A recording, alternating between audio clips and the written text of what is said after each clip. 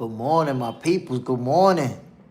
Y'all already know what it is, man. The show kicks off in about 2 minutes, and we about to be lit this morning. Lots to talk about, lots going on in boxing, and we gonna address everything, my peoples.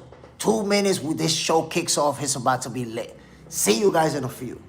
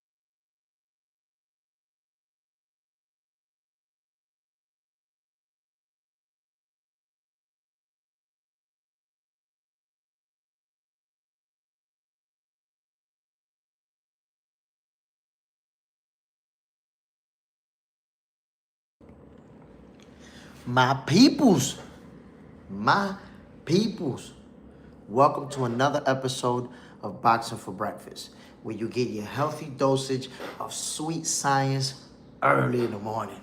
Y'all know what it is, man. I'm Jay Smith. We talking boxing. And as always, man, I want to start this show off by saying, if you're awake, if you're breathing, you're lucky, man. Be happy. It doesn't matter if it's cold, if it's hot, wherever you at. It doesn't matter what the circumstances are. God gave you another day. Thank you, God.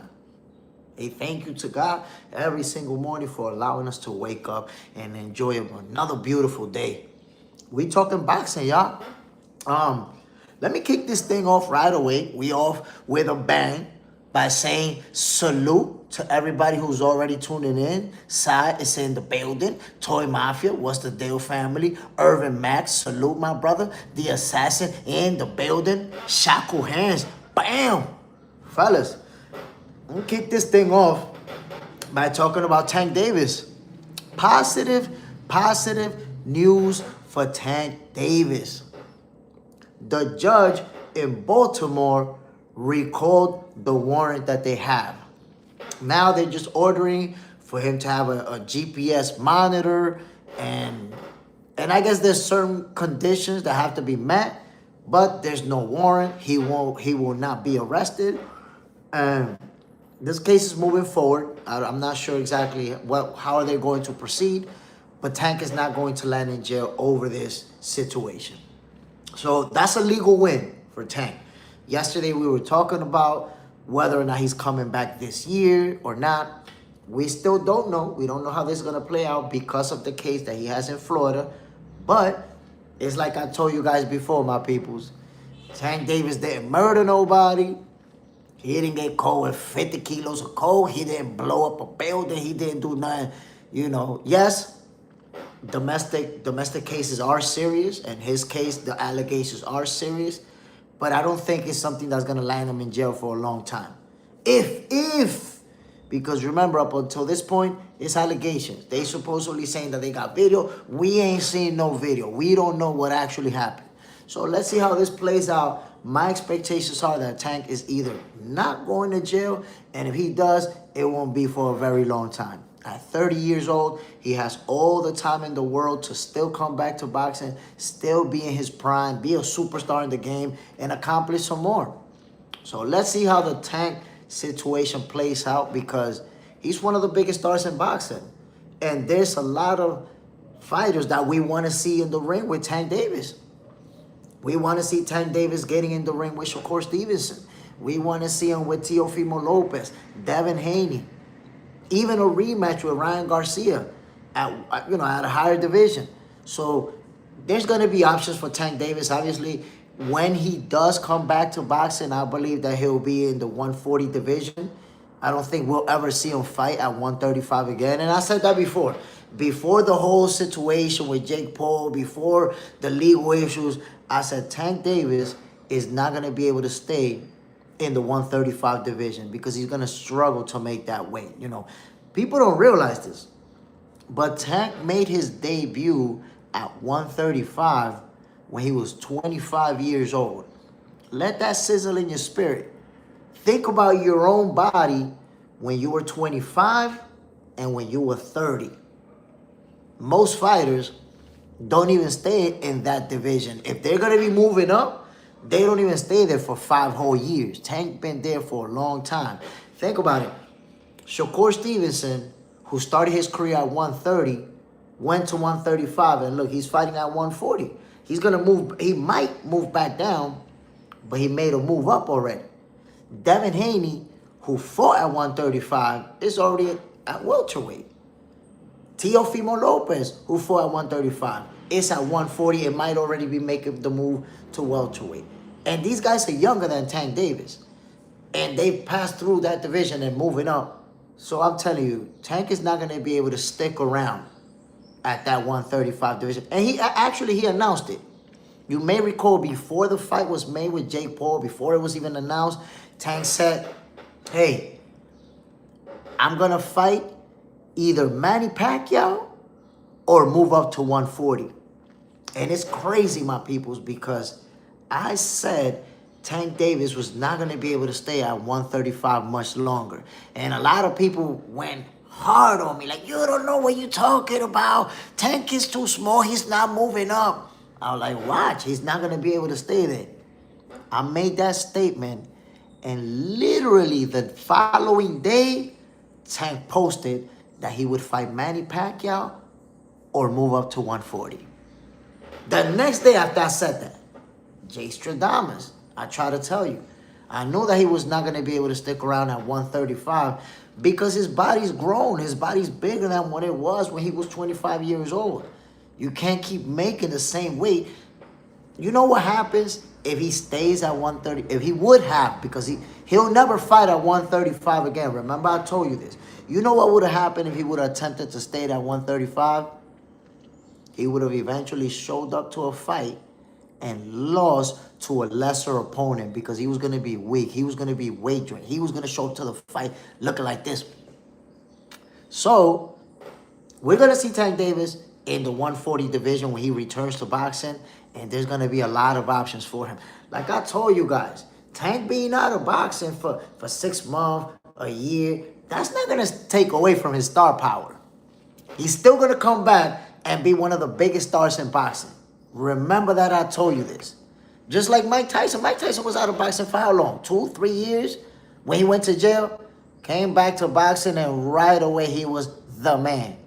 So, respect it, my people. Tank Davis is no joke. The assassin. Bam, salute, family. Reynaldo, salute, my brother. He only want people that don't box that good. He want people that bring him the fight. Let's see how this second stage of Tank Davis' career is going to play out. MAW, family, salute. Bam, my peoples. Hit that like button. Y'all know what it is. We not ghost watching in 2026. By the way, you see it right there pinned on the comments. Box Center 2.0. Make sure you subscribe. Exclusive content that only drops on that channel. Rosa Andre, thanks God these women heels be trying to get money. Anyway, they can, very sad, she'll go out of there and get a job. Getting a job is the right thing to do, man. Too many, and it's not just women. Too many men and women just want easy money. They want easy money. They don't understand. Easy money comes, but it goes too. And sometimes it goes in a very bad way. That's why, how often are we seeing celebrities who go to jail for doing scams? Look at the celebrities in the Real Housewives and these other shows getting arrested all the time. Why? Because they want to portray that they're rich. They want to portray that they're wealthy. So they do all these type of scams, wire fraud, credit card scam, all type of scams. And they sell that image all over social media. We got it like that. Look at all the things we got. And then boom, they get locked up. Be looking goofy as hell out there. So forget about easy money, my peoples. Get this legit money. Nobody could take it from you. Jerome, he gonna get the Pac fight and retire. Honestly, I don't know if that's gonna happen. I don't know if you're going to get the Pac-Man fight and retire. You know why? Because I'm telling you, my brother, Manny Pacquiao is a very smart guy. He's not going to get in there with a much younger, much stronger opponent that's going to beat the crap out of him. Because, listen, Tank Davis will absolutely pummel, destroy Manny Pacquiao. And Pacquiao knows it. He knows it. I'm telling you, he's not gonna step in there with no Tank Davis. I personally don't see it happening. Rosa Andre, these women want to get that quick money grab. You're right. You're 100% right. But I'm gonna piggyback on what you're saying, Rosa Andre. And where the problem is at. Where the problem is at with men too. If you're trying to get my money from me, right? So because you want to get my money, You like, oh my God, boo, you're so different. You're the best guy I ever met in my life. Oh my God, you're special, right? But you're really trying to take my money. Me, on the other side, I believe that shit. So I buy you an expensive purse, I buy you a car, I pay your rent in your apartment, I spend bread on you, right? But then eventually, you find a guy that got more money than me. And you hit me up, Jay, I'm not really feeling you no more. I think it's over because, it's not working out. Now I realize, oh shit, I was just a trick to her. All that shit about me being different and all that shit was cap. Here's the thing. There's men that when they notice that they was just a trick, they just walk away and be like, oh shit, man, she got me, fuck it. There's men out there that they just accept reality. She was using me to get that paper. But there's also men out there who realize that they was a trick and they black out. They black out. I seen that here in the Dominican Republic. Guys lose their family over a chick they met at a strip club. Lose their family, their kids, their wife. Lose their job. Lose their home. Lose everything because they giving all the money to that chick. And then when they get cleaned out, shorty says, nah, I don't want to be with you anymore. I think it's not working out. And some of these men went out and killed them chicks. They couldn't handle it. There's men that take that loss and be like, shit, man, I fucked up. I got to rebuild my life. That's on me. But then there's men that say, oh, shit, you made me lose my family, my wife. You made me lose everything. Oh, I'm coming to get you. I'm coming to get you. I lost my house, and the apartment that I bought you living in there with your boyfriend? Oh, no. Oh, no, I'm going to have to go see you, and I'm going to have to give you some retaliation for that. So, first of all, men should not be trying to fall in love with strippers or anybody working in a strip club. You don't go in a strip club thinking that you're going to be spitting game to the women over there. You don't go in a strip club thinking that you're going to be slicker than this girl working over there and that you're going to game her. Because all these girls, when you walk in that place, they see you as a trick. That's it. It's about how much money I can get from you. That's it. It's about me trying to get your money. If you don't understand that and you fall into those games, when you find out you're a trick, you just got to take that L. Take your L and that's it. And move on to the next one. Especially if you got money anyways. You got a lot of money. You could go get another chick that look just like that one and have a good time with her. But stop trying to get into these relationships because they don't end well. They do not end well, my peoples. Black Cadillac, you're absolutely correct, Jay Smith. I seen good fighters lose to mediocre because of draining too much weight.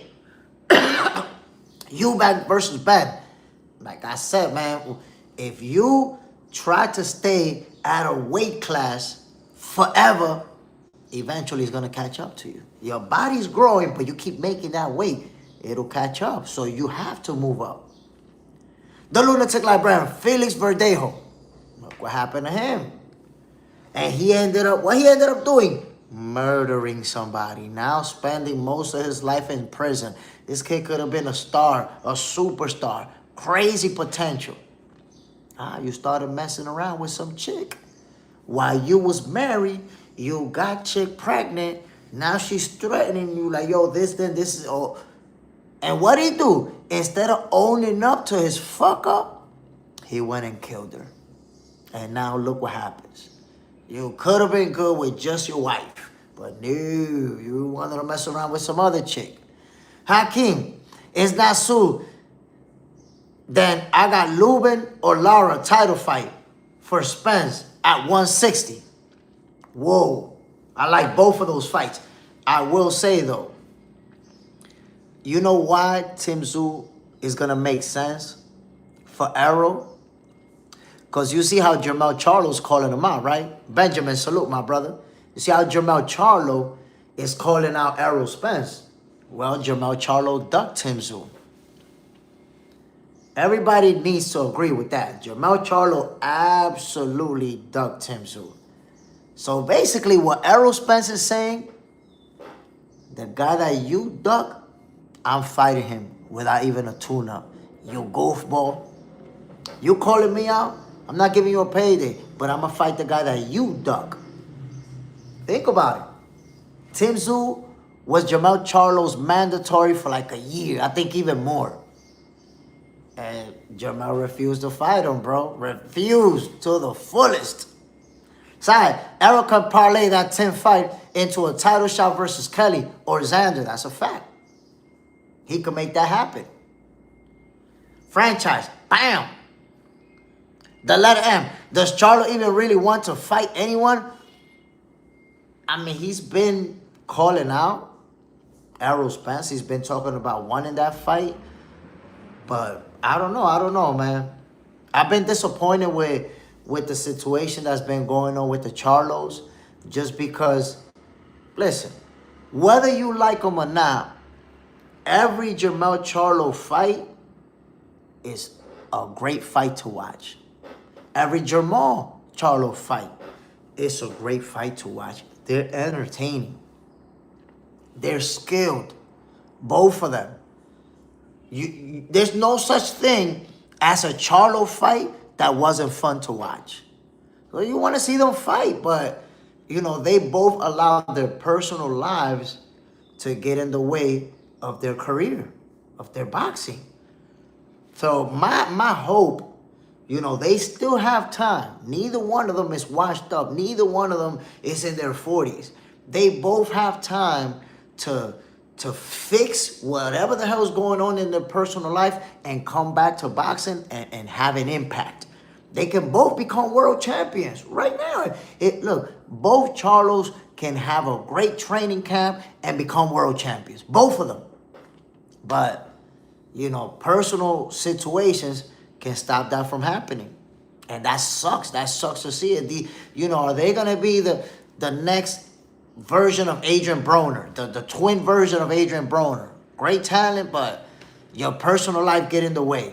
You hate to see it. Rosa Andre, I don't think people know how hard it is to cut weight or make weight and how dangerous it is. What can happen to you very, very detrimental to your health. So Tank gotta go up. Of course he gotta go up. And I personally had to make weight. I know what that is. And I know the toll that it can have on you. And the thing is that people don't realize the older you get, the harder it is to make weight. That's why 30-year-old Tank Davis was going to be struggling to make 135. Of course he was going to be struggling. People don't like to accept that Tank walk around in the 160s and 170s. They try to say that he a little dude because he's short. Nah, Tank is not little. Tank got a big-ass frame. Tank frame is not little. If you look at the other 135-pounders, they could be taller than Tank, of course, but they all look skinny in front of him. None of them got the frame that he has. The Assassin, yo, Jay Smith, good news. Look like we're going to get the Boost versus Virgil fight after all. My God, but I've been saying that.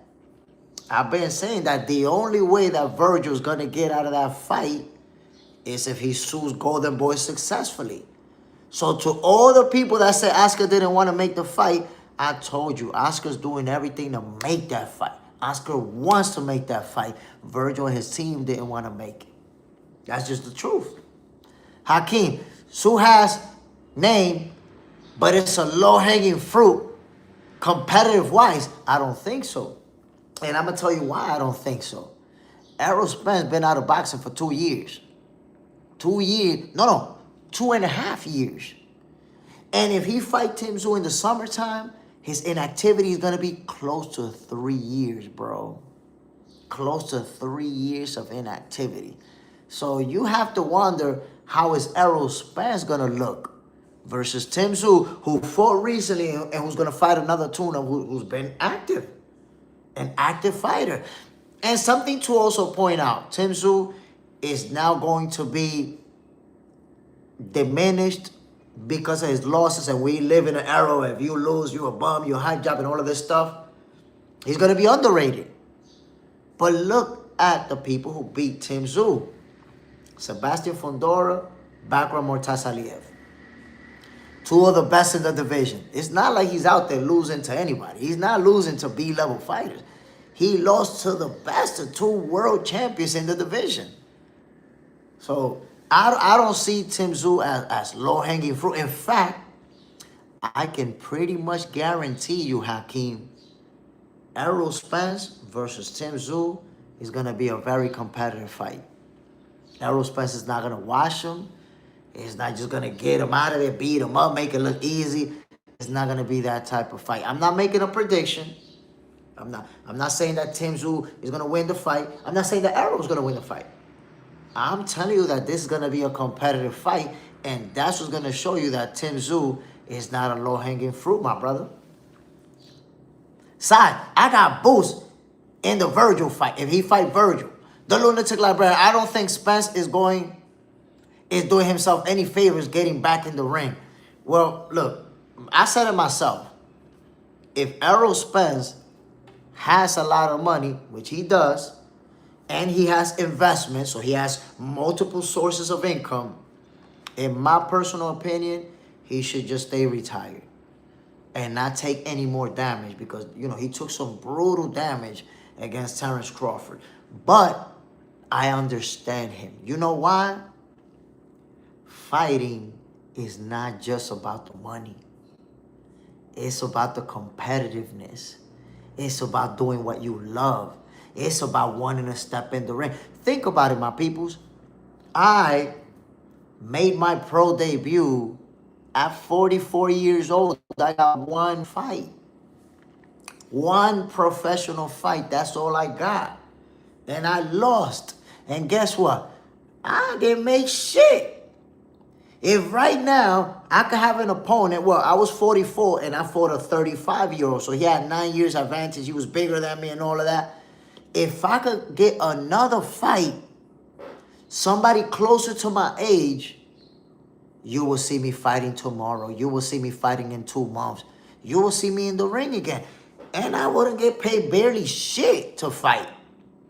But those competitive juices never stop flowing. They never stop. So the same way that I wish I could find an opponent and get in the ring and trade leather once again, Errol Spence want to do it too. He want to step in there. Not, you know, so it's not necessarily about needing money. It's about wanting to fight. He hasn't fought in 2.5 years. He wants to fight. By the way, my peoples, welcome to another episode of Boxing for Breakfast. If you're just tuning in, yo, Box Center 2.0, I'm dropping exclusive content on there that you will only catch it on Box Center 2.0. You see it right there in the comments. You know, it's tagged on there, pinned on there. Make sure you subscribe to Box Center 2.0, my peoples. Black Cadillac, Charlo laid down in the Canelo fight. But we're talking about a younger Canelo. I mean, look, that's the one fight that I didn't like from Charlo because you could see that he was there to survive. You could see that he was there to go the distance. He wasn't actually trying to go at Canelo, trying to win the fight. But that's one fight. That's one fight. Then you look at his whole career, and all of his fights have been exciting to watch. All of his fights. His brother, too. The Charlos, when they step in the ring, you know you're going to get a good fight. Franchise reminds me of Camacho de la Hoya. Macho was drained. I mean, to be honest, I don't see Macho as being drained. I think De La Hoya was simply the better fighter. I think at any division that they would have fought, De La Hoya was going to beat him. I don't think Macho was going to beat De La Hoya just like he wasn't going to beat Tito Trinidad. You know, these guys were simply better.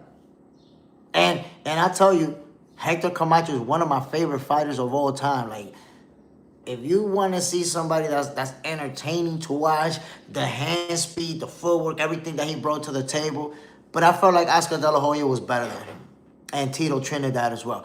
Charlie Beemore, Shakur Lane. Shakur's get beat easily by Tank. Tank by KO. in the 5th or 6th. Damn, Charlie Beemore. I know you're from Baltimore, obviously, so you're going to support your guy. But easily, he's going to be easily the guy that he never wanted to fight? Come on, bro. Nobody beats an undefeated fighter like Shakur Stevenson easily. That's crazy, bro. I think that's pushing it a little bit. The lunatic librarian, Fundora is a southpaw. Spence is a southpaw. Sue has the straight right hand. I'm telling you, Sue can make it a very interesting fight versus Errol Spence. And it will be. You know why? I want you to think about it. Black Cadillac, salute, family. I appreciate you. And I promise you, you're gonna love the content that you'll see on Box Center 2.0.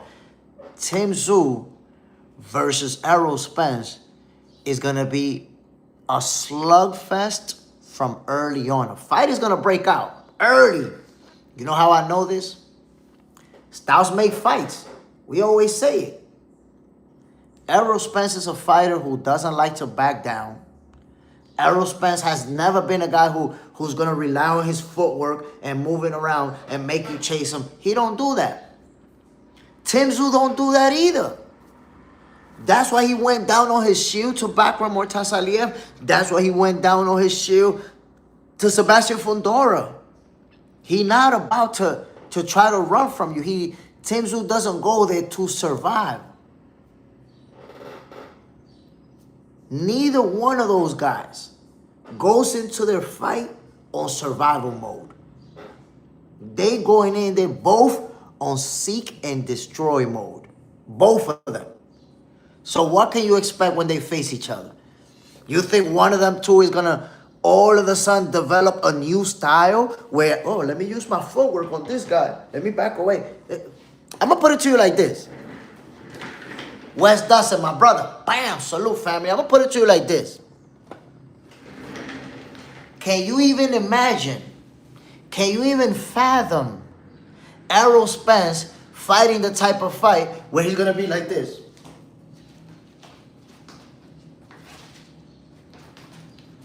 Can you imagine Errol Spence doing that? Can you imagine Tim Tszyu?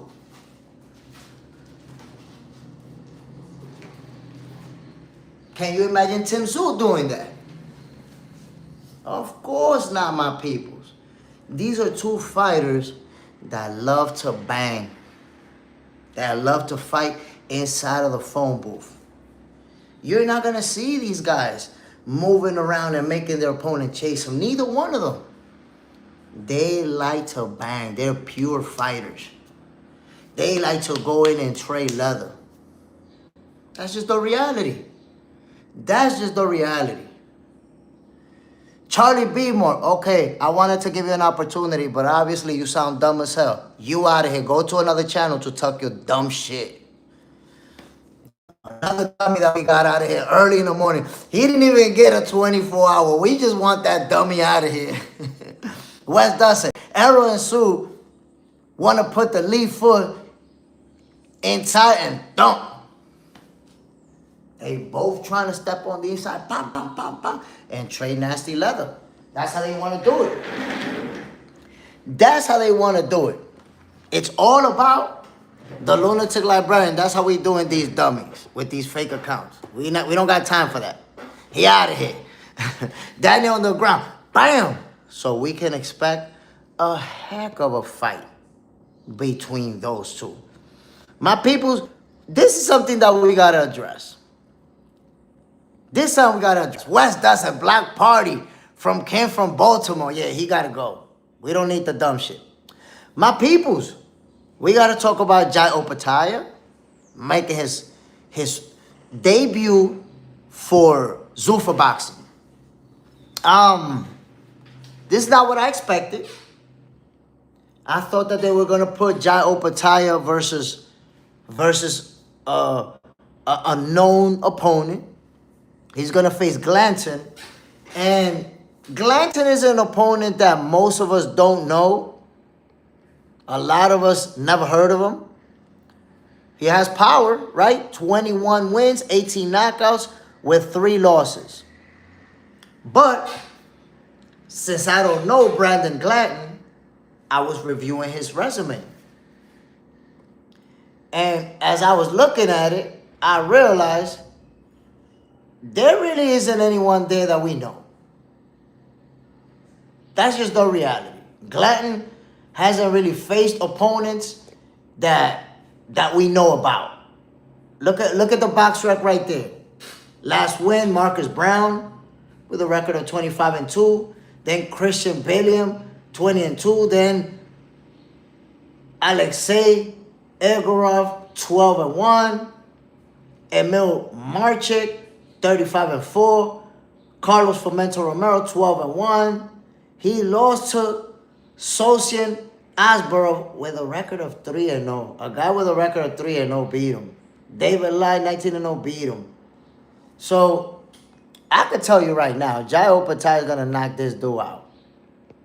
Jai Opetaia is going to... maybe they say, you know what? This is Jai's first fight, and we want to make sure he looks good. He's definitely going to look good versus this opponent. Why? We're talking about somebody in Glanton who's never been at that level. When you look at the opponents he's faced, he's never been even close to fighting somebody like Jai Opetaia. Like, he's fighting a world champion. He's getting a title shot. So Jai Opetaia, in his debut for Zuffa Boxing, he's about to go off on this guy. The Lunatic Librarian, the cruiserweight division isn't very popular.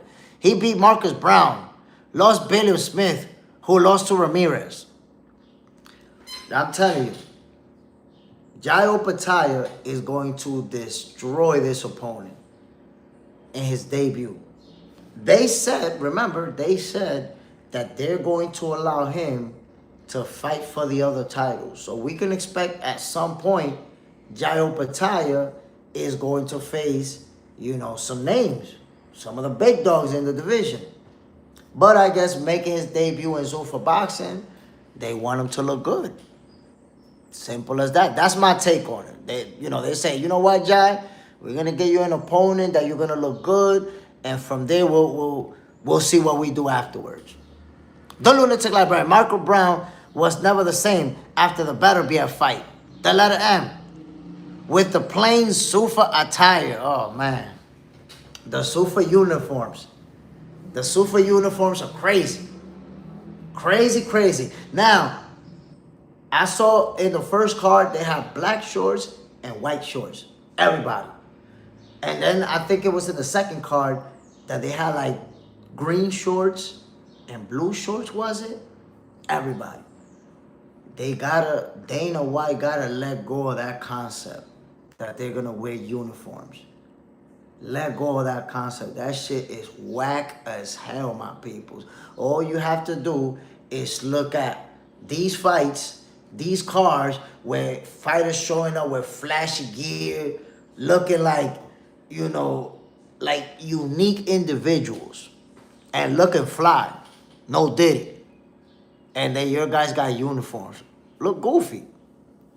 Charles Thomas, platonic, might surprise you. Get your ticket. I don't know what you're talking about, but that's definitely not boxing. So get your 24-hour break and come back talking about boxing. Motherfucker said platonic. What the fuck? The Lunatic Librarian. Billy Smith was a world champ. Oh, okay.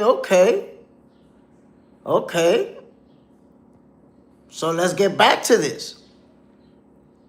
But he lost to Billy Smith. So I'm gonna tell you like this. Look, there's some opponents there that are good opponents, but there's nobody there even close, my brother, to Jai Opetaia. I think that Jai Opetaia is gonna obliterate, absolutely obliterate. No disrespect. No disrespect to brother, but I think Jai Opetaia is going to obliterate him. He got handpicked for Jai Opetaia to look good. That's my perception. My perception. See, Graf, I'm from Brooklyn, and the toughest outfit I ever seen a boxer come out with was Mike Tyson. Oh, man, that's classic. That's classic. But Mike Tyson you know that he made that a staple. The black shorts, the black shoes, the towel, the cutout towel, no socks. That was like his thing. And it really was, you know, Mike Tyson was even scary. Like the scariest ring walk was Mike Tyson, the way he did it. But when you talk about a whole card where every fighter is wearing the same thing, this side is going to be wearing blue, this side is going to be wearing green, and we all wear the same exact shorts. And that first card, man, that was awful. Everybody with white shorts or black shorts. Nah, man, that shit was whack as hell. You know, you can have one guy, like look at Mike Tyson. Mike Tyson was unique because nobody else did that. But if Mike Tyson went to fight and everybody on one side wore black shorts and black shoes, and everybody on the other side white shorts and white shoes, then Mike Tyson wouldn't have been unique. It would have just been part of the uniform and it would have been whack. Clifton Dennis, I agree. The same outfit sucks. That's what I've been trying to tell Dana White, man. Gotta change that. Same outfit for everybody, uniform, that sucks. See Graf. I mean, Wes Dustin. I wonder if Zuffa gonna let them wear the crazy hair like Colbert or Paulie Malignaggi. I think the hair they won't have a problem with it because in MMA, Dana let them do whatever they want with the hair. So I think for boxing, let that slide too. Just the uniform, man, it's crazy. The letter M. I love Prince Nassim Hamed carpet entrance. F Zuffa. See, Prince Nassim Hamed with the entrance was insane, and it's not just that. Think about the guy who started all this shit with the outfits. Hector Camacho. We was talking about him earlier. With the full-blown Indian outfit. The fireman. The police. Hector Camacho showed up with so many different iconic outfits. And Zuffa's missing out on all of that. It's like they don't understand that these outfits are part of the entertainment. Just watching Camacho doing his ring walk, you will get hyped. It's so iconic that even today, more than 95% of the fighters, or close to it, the overwhelming majority of high-level fighters are wearing Hector Camacho-style trunks till this day. Clifton Dennis, Zuffa, all about the branding. But that's the problem, that they so thirsty about the branding that they want to deck out fighters in whack-ass uniforms. Bro, you could do branding in the ring. You could do branding. They even doing branding in the boxing gloves, man. Come on, man. Come on, man. Down on the ground, that's crazy. Look like a marching band in school, bro. The fighters look like a bunch of inmates going to the yard to play handball. The Lunatic Librarian. Team Combat League should be the only boxing organization that has uniforms because you actually are fighting on a team. You see, if you're on a team, that's different. That's different. They have a concept where the uniform makes sense. The letter M, outfits and entrance. Zuffa don't want the fighters to be bigger than the brand. But that's the thing, man. Outfits and entrances, unique entrances, make it more appeasing for the fan. That first Zuffa card, bro, they look like a B-League. It looks like a goddamn B-League. Like they wearing some shorts straight out of Walmart. That's not what you want to see if you're promoting something that's supposed to compete with boxing. You're not going to compete looking like goofballs. Looking like what you are in cheap outfits. That's my perception, my peoples. But that first fight for Jai Opetaia, I'm kind of disappointed because I thought that they was gonna get him. You know, since they've been talking about he's gonna be allowed to fight for these other titles, I thought, listen, they're either gonna be going after another title or they're gonna be going after a big name that we say, holy shit, they're gonna make this fight. I would not have expected somebody that in my opinion, is going to be an easy win. A destruction by Jai Opetaia. The Lunatic Librarian, my take, they doing a throwback style from the radio and early film era of the sport, where one fighter wore dark, the other fighter wore light trunks.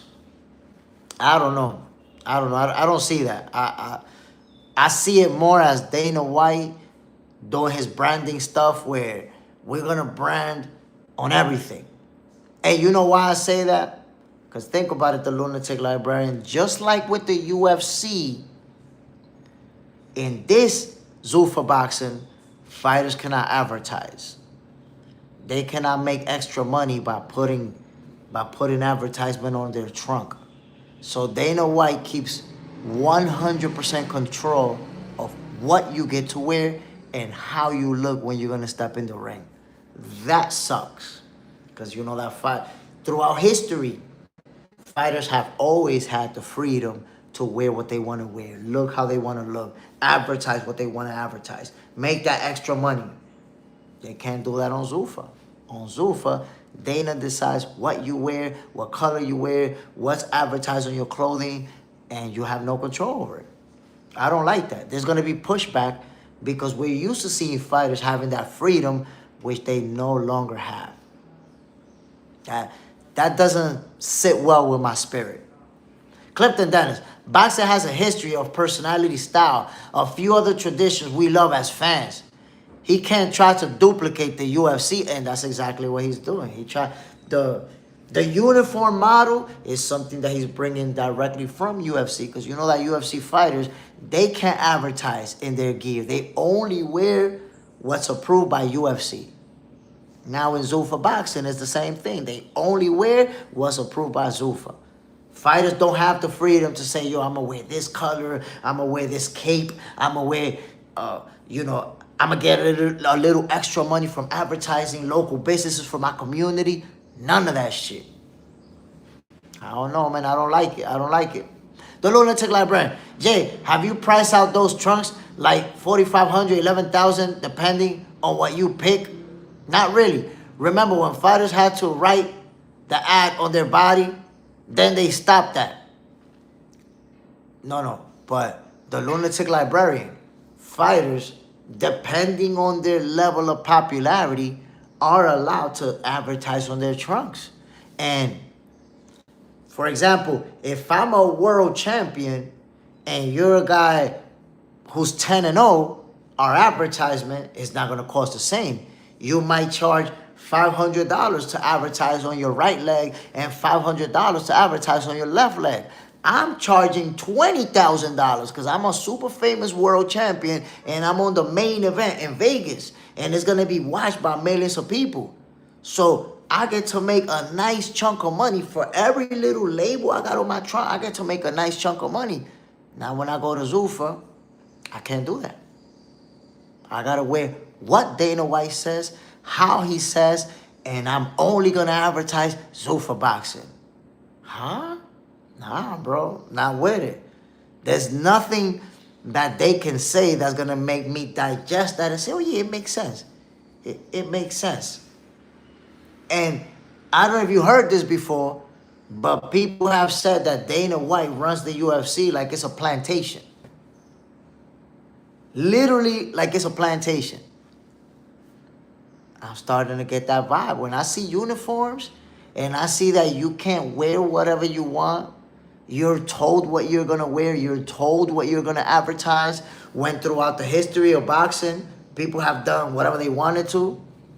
I don't know, bro. I don't know.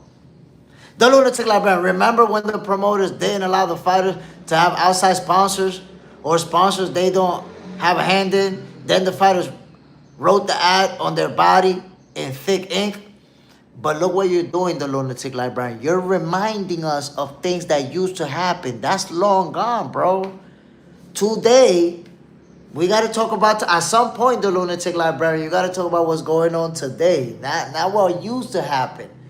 The state of boxing today is that fighters wear whatever they want, whatever colors they want. They advertise whatever they want, and they make extra money. And they get to be unique individuals. They get to express style. They get to wear flash shit. They get to wear their culture. You see Mexican fighters wearing Mexican-themed gear. You see African-American fighters wearing hip-hop themed gear and African-American themed gear. You seem to be wanting to erase all of it to make it right. To say, yeah, nah, what they're doing over there, you know, yeah. Remember when they couldn't do this? Nah, we don't have to remember when they couldn't do those things, my brother, because now they can. Now they can advertise. So it's only from the side of Dana White that we're seeing what cannot be done. Now, when you bring up history, the lunatic librarian, you know what that says? And it proves that it has gotten better for boxers. It got better. It got improved. They overcame the bullshit to get to where they are today. Well, they're going right back to the bullshit with Zuffa boxing. That's just the reality. Well, there's no changing this man, lunatic. He thinks he knows all. Well, I've been catching you with that bullshit in the comments, always talking about the same bullshit. You're going to have to get out of here and go to another channel to talk that dumb shit. I'm already tired of you, bro. Peace. You out of here. That dummy already got me tired. He got to go. Got to go ASAP. My people, listen to this. Listen to this. Bam! Bam! Wardley versus Dubois. Uh-oh. Uh-oh. You see how people floated the narrative that this dude right here, oh, he got his power. The assassin, that's not even 24. That dummy got blocked. Because I realized he made his own agenda to show up and disagree with everything I say on everything that I'm ever going to say. This dude even shows up on videos that have nothing to do with Shakur to try to argue with me about Shakur and how Shakur's overrated. So I realized there's people that they just looking to contradict you on everything you say. That dummy had to go already. I bet had to get rid of that dummy. He don't get a 24 because I just don't even want to hear from him again. You're going to have to create a fake account to come back over here, which I'll end up blocking again. Get him the fuck out of here. Listen, my people. This right here is going to be a heck of a fight, y'all. Elden Joe of the Moon, pop, pop, bang. UK is the king, the lunatic librarian. It's all good. Zuffa started new with old system. The assassin, get him out of here. Yeah, we have to get that dummy out of here. That's it. Brascarov in the building from the mean streets of North Omaha, Nebraska. Salute, family. Bam, I'm listening. Back on the slave ship. Back on the slave ship? Did you get hired by Zuffa Boxing, bro? Nah, I'm just playing. Listen, my peoples. It's going to be a good fight right here. This is going to be a banger. Wardley versus Dubois. Now, let me just say this. Let me just point something out. There's been that narrative like Wardley, all he got is power. All he does is hit hard. Golly, did you even see his last fight? Shaggy, ban him the F out of here. Had to do it, man. Had to do it. I was already getting tired of him. The assassin, good fight. But I'd rather Caballero. The lunatic librarian, Dubois either knocks you out or gets knocked out. Elden Joe of the Dark Moon. Who you got? I think Wardley makes Triple D quit. I'm going to be honest, man. I got Wardley winning this fight. I got Wardley. I don't know if it's a knockout. Could be.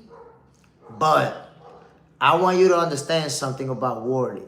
The narrative that he just got power and he just hits really hard, that's a fake narrative. Take it from me. It's a fake narrative. Wardley is somebody who has real good footwork, who gives you angles, real good combination puncher. a whip-like jab. He's very consistent with that pop, pop, pop. He got that jab on fleek. Look what he did to Joseph Parker. And that was a good competitive fight. Let's not get it twisted. It was a good competitive fight. But ultimately, Wardley showed his technical assets. He can fight, my people. The letter M, I got Wardley touching that jaw. Ooh, tapping him up. Beating him up. People don't understand it. He's already been debunked the narrative that, oh, he got his power. He can box. He can box, he can move, he can do a lot inside the ring. So, yes, Dubois is also a skilled fighter. Let's not get it twisted. Dubois is a very skilled fighter. I'm not even ready to make a prediction. Right now, I'm kind of siding with Wardley, to be honest. Kind of siding with Wardley to win this fight. But I haven't made a prediction yet. My peoples, I am going to make these predictions on Box Center 2.0. Make sure you subscribe to Box Center 2.0. You see it right there pinned on the comments. Exclusive videos drop on that channel almost daily. And of course, these J Stradamus predictions, that's where you're going to catch them on Box Center 2.0. Make sure you subscribe, man. Get that healthy dosage of sweet science over there, too. The Assassin. Wardley's underrated. I think he makes easy work of Dubois. That's why I'd rather him fight Caballero. Just look at bro. He looked like a damn soldier. And you know what's funny? When you said Caballero, I thought you were saying that you wanted to see, you preferred Dubois versus Caballero. I was like, I don't know, man. But I got to say, Wardley is underrated. He's underrated for sure. Because I constantly see people floating that narrative. That Dubois is going to, well, after they said this fight was happening, I saw people saying that Dubois was going to beat him. But it's this constant narrative about how Wardley, all he got is power. All he got is power. All he do is hit hard. That is super, super cap. This dude can fight. Now, how does this fight play out? We're going to get a banger. This is a slugfest right here. This is without a doubt a guaranteed fireworks display in the making. And one of those where a fight is going to break out early. It's not going to take too long. There's not going to be a filling out process that they're going to take 2-3 rounds filling each other out. They're going to bang it out early. And they're going to both pull out the heavy artillery. That's pretty much guaranteed. Elden Joe, the Dark Moon. Yes, 100%. The Assassin, I def watched that fight, though it is official. It is, that's it. They was talking about it yesterday, how they were close in negotiations. They have a fight date and everything. It's going down. We're going to get this one. And I'm telling you, man, it's going to be a real good fight. It's going to be entertaining to watch. I don't see this thing going the distance. Telling you right now, I do not see Wardley versus Dubois going the distance. Somebody's going to sleep in brutal fashion. Brutally. Remember I told you this. Moving on to the next one, my peoples. Bam. Bam. Zander Zayas is ranked number 3 by Ring Magazine. And Josh Kelly is now currently ranked number 6. 2 world champions who are eyeing each other, who are interested in each other. We might get this fight. We might get this fight. So, how does it play out? You know, Zander Zayas, if you've been following me, if you've been following what I've been saying, Zander Zayas is a special fighter, man. He's a special fighter. And right now, he's the face of Puerto Rican boxing. I said this before and people didn't want to believe it. Think about it. Subriel Matias lost in his last fight, but he's taken a couple of losses recently. Edgar Berlanga, who got dominated by Canelo and just got absolutely pulverized by Hamza Shiraz. Zander Zayas is that guy. That's it. He's the face of Puerto Rican boxing. And I agree with you 100%, Clifton Dennis. Zander Zayas is underrated because you constantly hear people calling him the weakest link. Teach, salute, family, bam. You see people saying that he's the weakest champion in the division. I don't know, man. I think they're underestimating this kid. By the way, Zander's only 23 years old. A unified champion at 154. My people, the big boys. It's the big boys at 154. You don't generally see world champions at that age in that division. You just don't. That's just the reality. The assassin, I don't think Zander messing with Haney. Haney experienced just too much. Man, that's a tough matchup for Zander Zayas because there's a big difference in experience, like you said. But then again, Haney would have to move up to 154. So that can also be a factor. You know, Zander is going to be the bigger and stronger guy. If they fight each other, there's no doubt about it who's going to be bigger and stronger. But skills pay the bills. You're not going to beat Devin Haney because you're bigger and stronger. So if they fight each other, I would absolutely expect Devin Haney to be the favorite. I would expect that. But when they say Zander Zayas is the weakest link, I think they're underestimating what he's able to do. Because at 23 years old, you do not see world champions in the 154 division. That's not common. Look at the other champions and look at previous champions and you'll see that. He's a unified champion, 23 years old. This kid is not even in his prime. This kid hasn't even reached his prime. He's going to be bigger physically. He's going to be stronger. His ring IQ is going to be better. He's actually going to be better.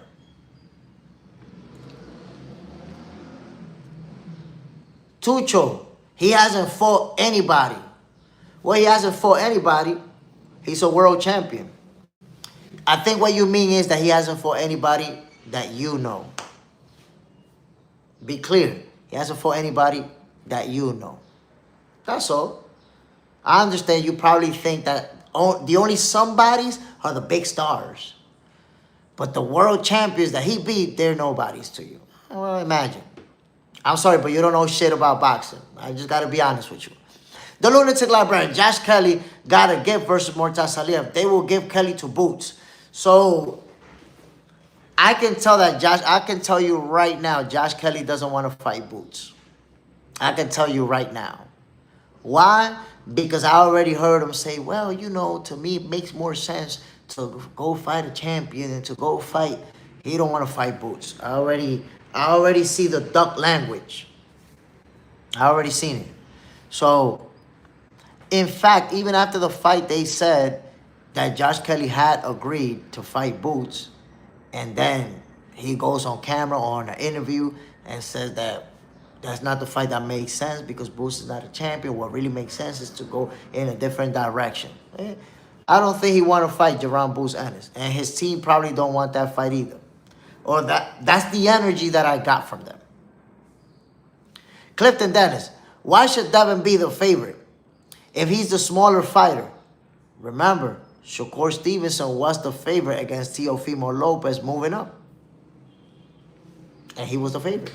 So the favorite is not just about who's the bigger guy or the weight class. The favorite is about who most people think is the better fighter. Not most people, most of the experts, most of the fighters, most of the people involved in boxing. Who do the majority feel like is the better fighter? And in that case, it's going to be Devin Haney. People are going to feel like Devin Haney is the better fighter. Zander Zayas is not, not even close as far as experience. Devin Haney will be the favorite if they fight each other. The Lunatic Librarian. Boost has the IBO world title. Come on. The IBO, bro. Most people have no clue what the IBO even stand for. The Assassin. Why the F would Tim Tszyu say he needs a tune-up? Other way around, honestly, it should be. Because Errol Spence is the one who's been out of boxing for 2.5 years. Tim Tszyu fought recently.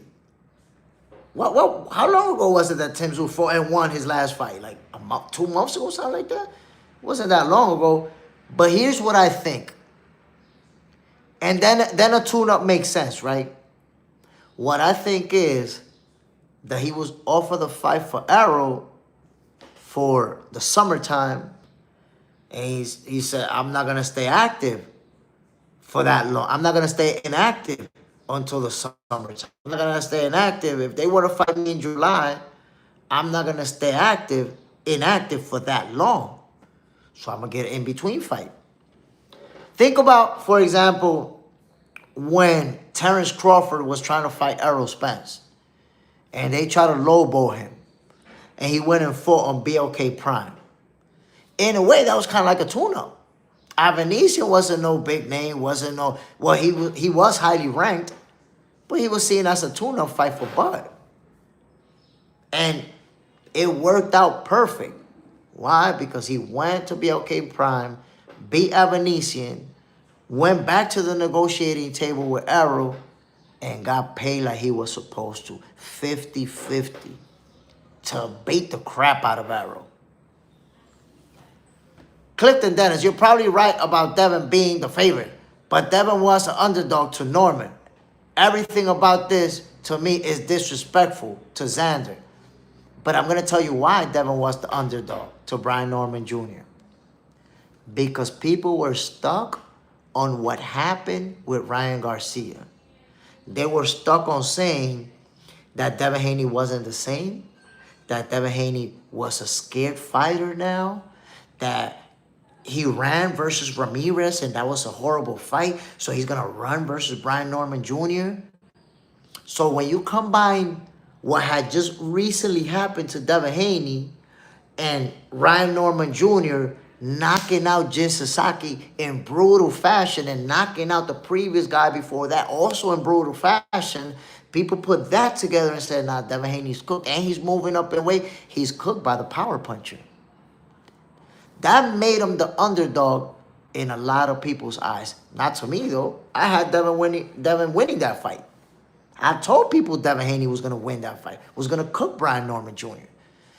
And I made that assessment based on experience, based on opponent's face. I told people specifically, yo, Devin Haney's not no Jin Sasaki. So Brian Norman Jr. has been brutal in knocking out his opponents, but he ain't faced nobody the level of Devin Haney. So I expected Devin to win that fight. So in this case, I wouldn't even make a prediction, but I say Devin Haney's going to be the favorite for the same reason that I saw him as the guy that was going to beat Brian Norman Jr. He's, way, way more experienced than Zander Zayas has, faced way better opposition. Plus, Zander Zayas is only 23 years old. It's an uphill battle. What happened with 23-year-old Canelo when he fought Floyd? He got dominated, made to look easy.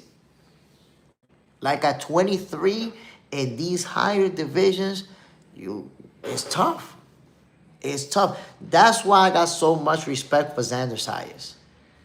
That he's able to become a unified champion at 154. Teach, Spence needs a tune-up. Do you think person like Cordell Booker, a tune-up? No, I will say, I believe that Spence should have took a tune-up. Spence should have definitely fought someone, got an easy win, got himself in rhythm, and then went after a big fight. 2+ years, 2.5 years of inactivity, that's a lot. Just do boxing. Bam, salute, my brother. Appreciate you dropping in this morning. Pasta Track, what's up, Jay?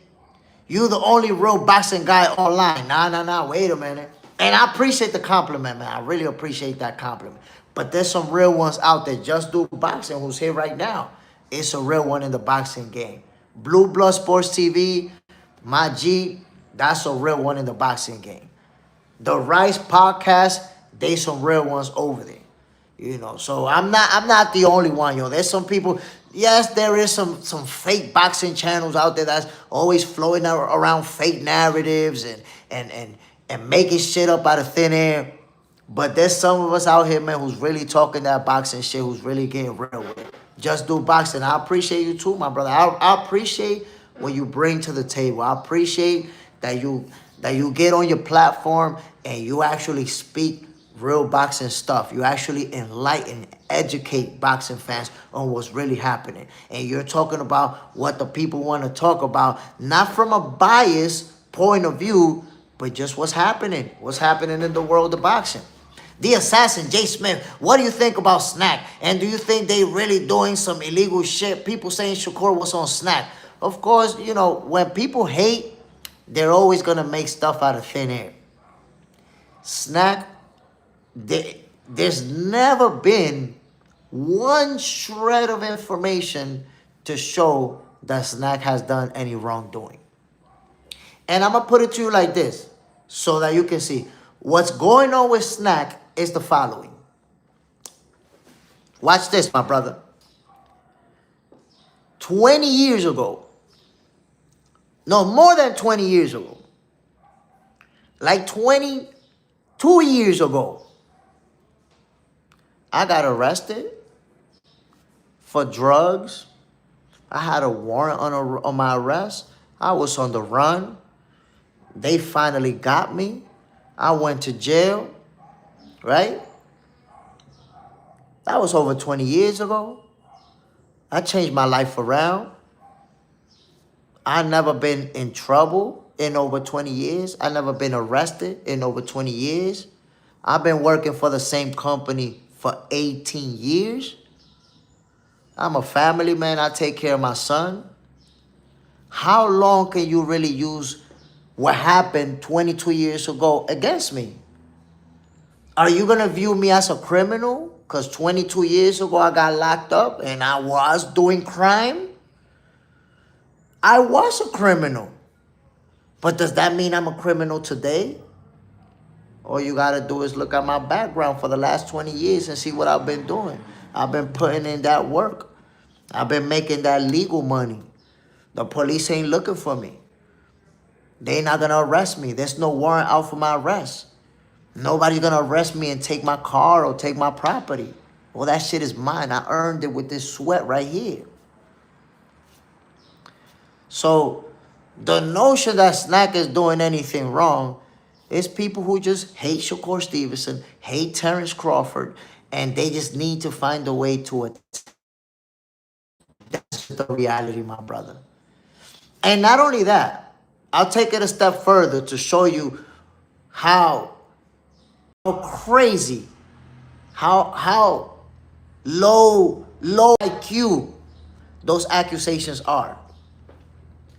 Victor Conti went to federal prison when he was involved with Balco, when he was involved with the synthetic steroids that they was making. He went to federal prison. Do you think it makes sense that in the United States of America, somebody goes to federal prison and when they get out, they continue to do exactly what they was doing now that they're under the federal microscope?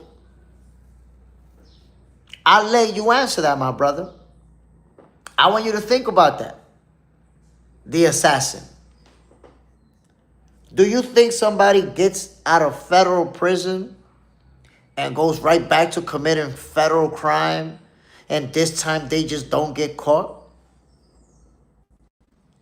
Make that shit make sense. Try and make it make sense.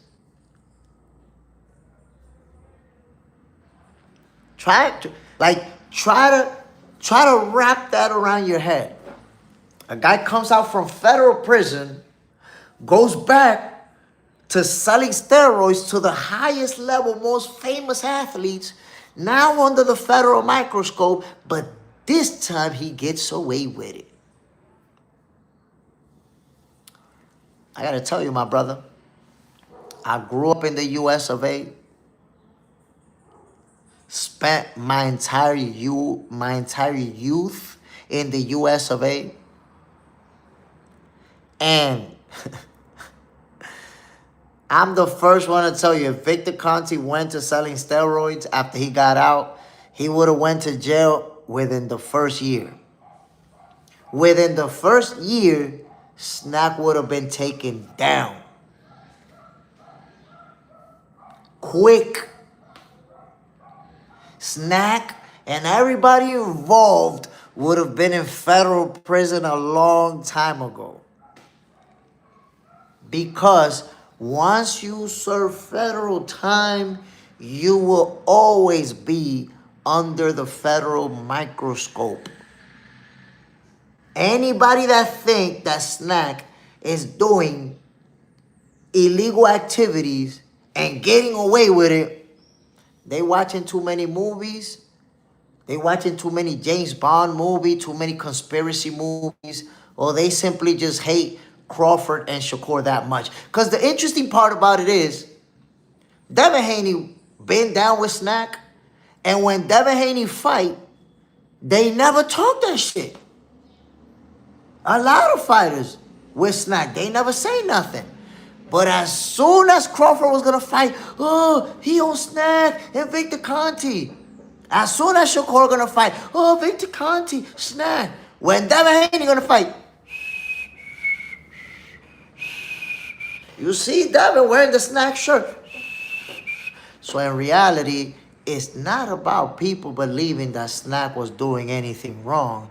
As much as it is, people just hate Crawford, hate Shakur, and that's something that they could bring into the conversation to try to make it seem like they're cheating. Can't accept their greatness. That's the reality. The Assassin, appreciate you, Jay Smith. Just seeing those hate comments about SNAC all the time. Also, what do you do for work here when you were in the U.S.? Well, I work different things. I actually got to work on the phones for a company that was doing like home improvement stuff. I got to work in a factory building windows. I got to work. Let me see what else. I'm not sure what else because, to be honest, most of my time I was a freelancer. Let's just say I was working on my own and with organizations that freelance. Skip a clipper. Does SNAC give you power? I mean, I don't even know how to answer that question. Does every protein that you could buy at GNC give you power? I think it does something for you. I think any supplement and proteins and vitamins does something for you. I don't know about it giving you power, but what can I tell you, Skip a clipper? Pause track. You a convict for real after the federal holiday. I don't know what the holiday got to do with that, but I will tell you, once you went to federal prison, you're always going to be on the federal microscope.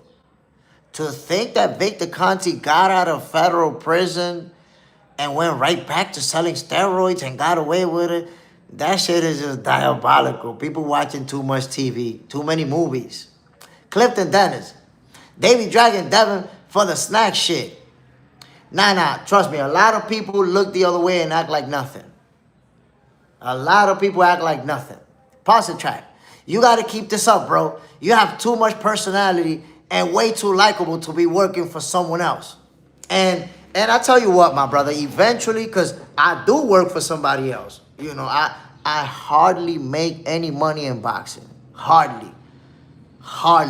With the YouTube channel, with this channel, the most I've made in a month is like $200, like $250.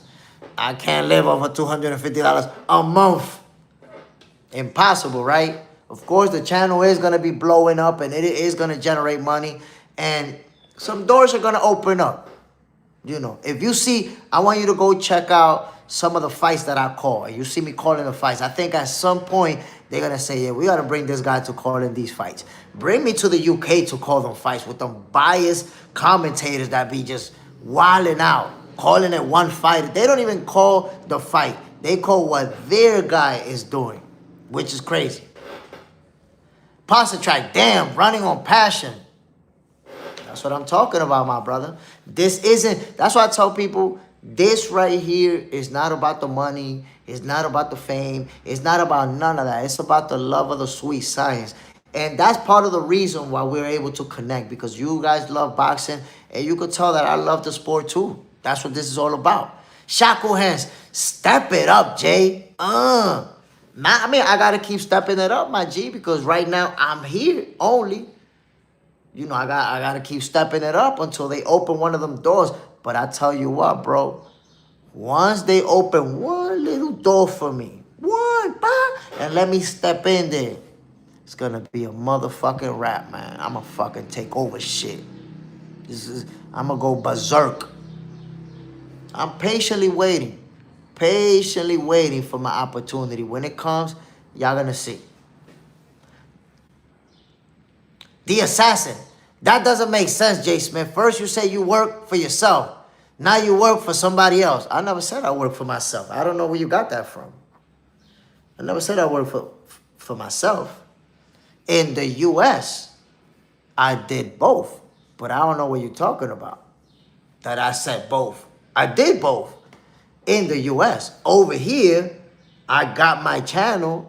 But that doesn't generate enough. If you haven't been here long enough, maybe, but everybody knows I got a job. When I finish this shit right here, I'm a content creator by profession. I've been working for the same company for about 18 years. Now, I tell you I'm a content creator by profession, but the content that I create for the company that I work for has absolutely nothing to do with boxing. It's related to customer service. I create content that's related to customer service. But yes, I got a job. I got to go to work. I got to make my money. Adari, Jay Smith, you're speaking the truth. I always do, my brother. I always do. It don't make sense to the assassin because he hasn't been listening. The lunatic librarian, everything is built from the bottom up. That's a fact. That is a fact. Pasta track, if you love what you do for work, you're good. I mean, I'm going to be honest. I love my job. And the reason I love my job is because I get to use my creativity. I get to use my own creativity, my own thought process to create. And I love that about my job. But I don't love my job as much as I love boxing. You know, at some point, I want boxing to be my job, to be what I do, period. I want to be able to just focus on boxing, and I can't do that right now, but eventually I will. Wes Dussett, hell yeah, we rewatched a good fight this weekend without the BS UK commentary, and I'm gonna be doing that more and more, my brother. I'm gonna be doing that more and more. They give that bullshit ass commentary. I'm gonna watch the fight with you guys, and we're gonna actually talk about what's taking place in the ring. The Hydro Grind, my peoples.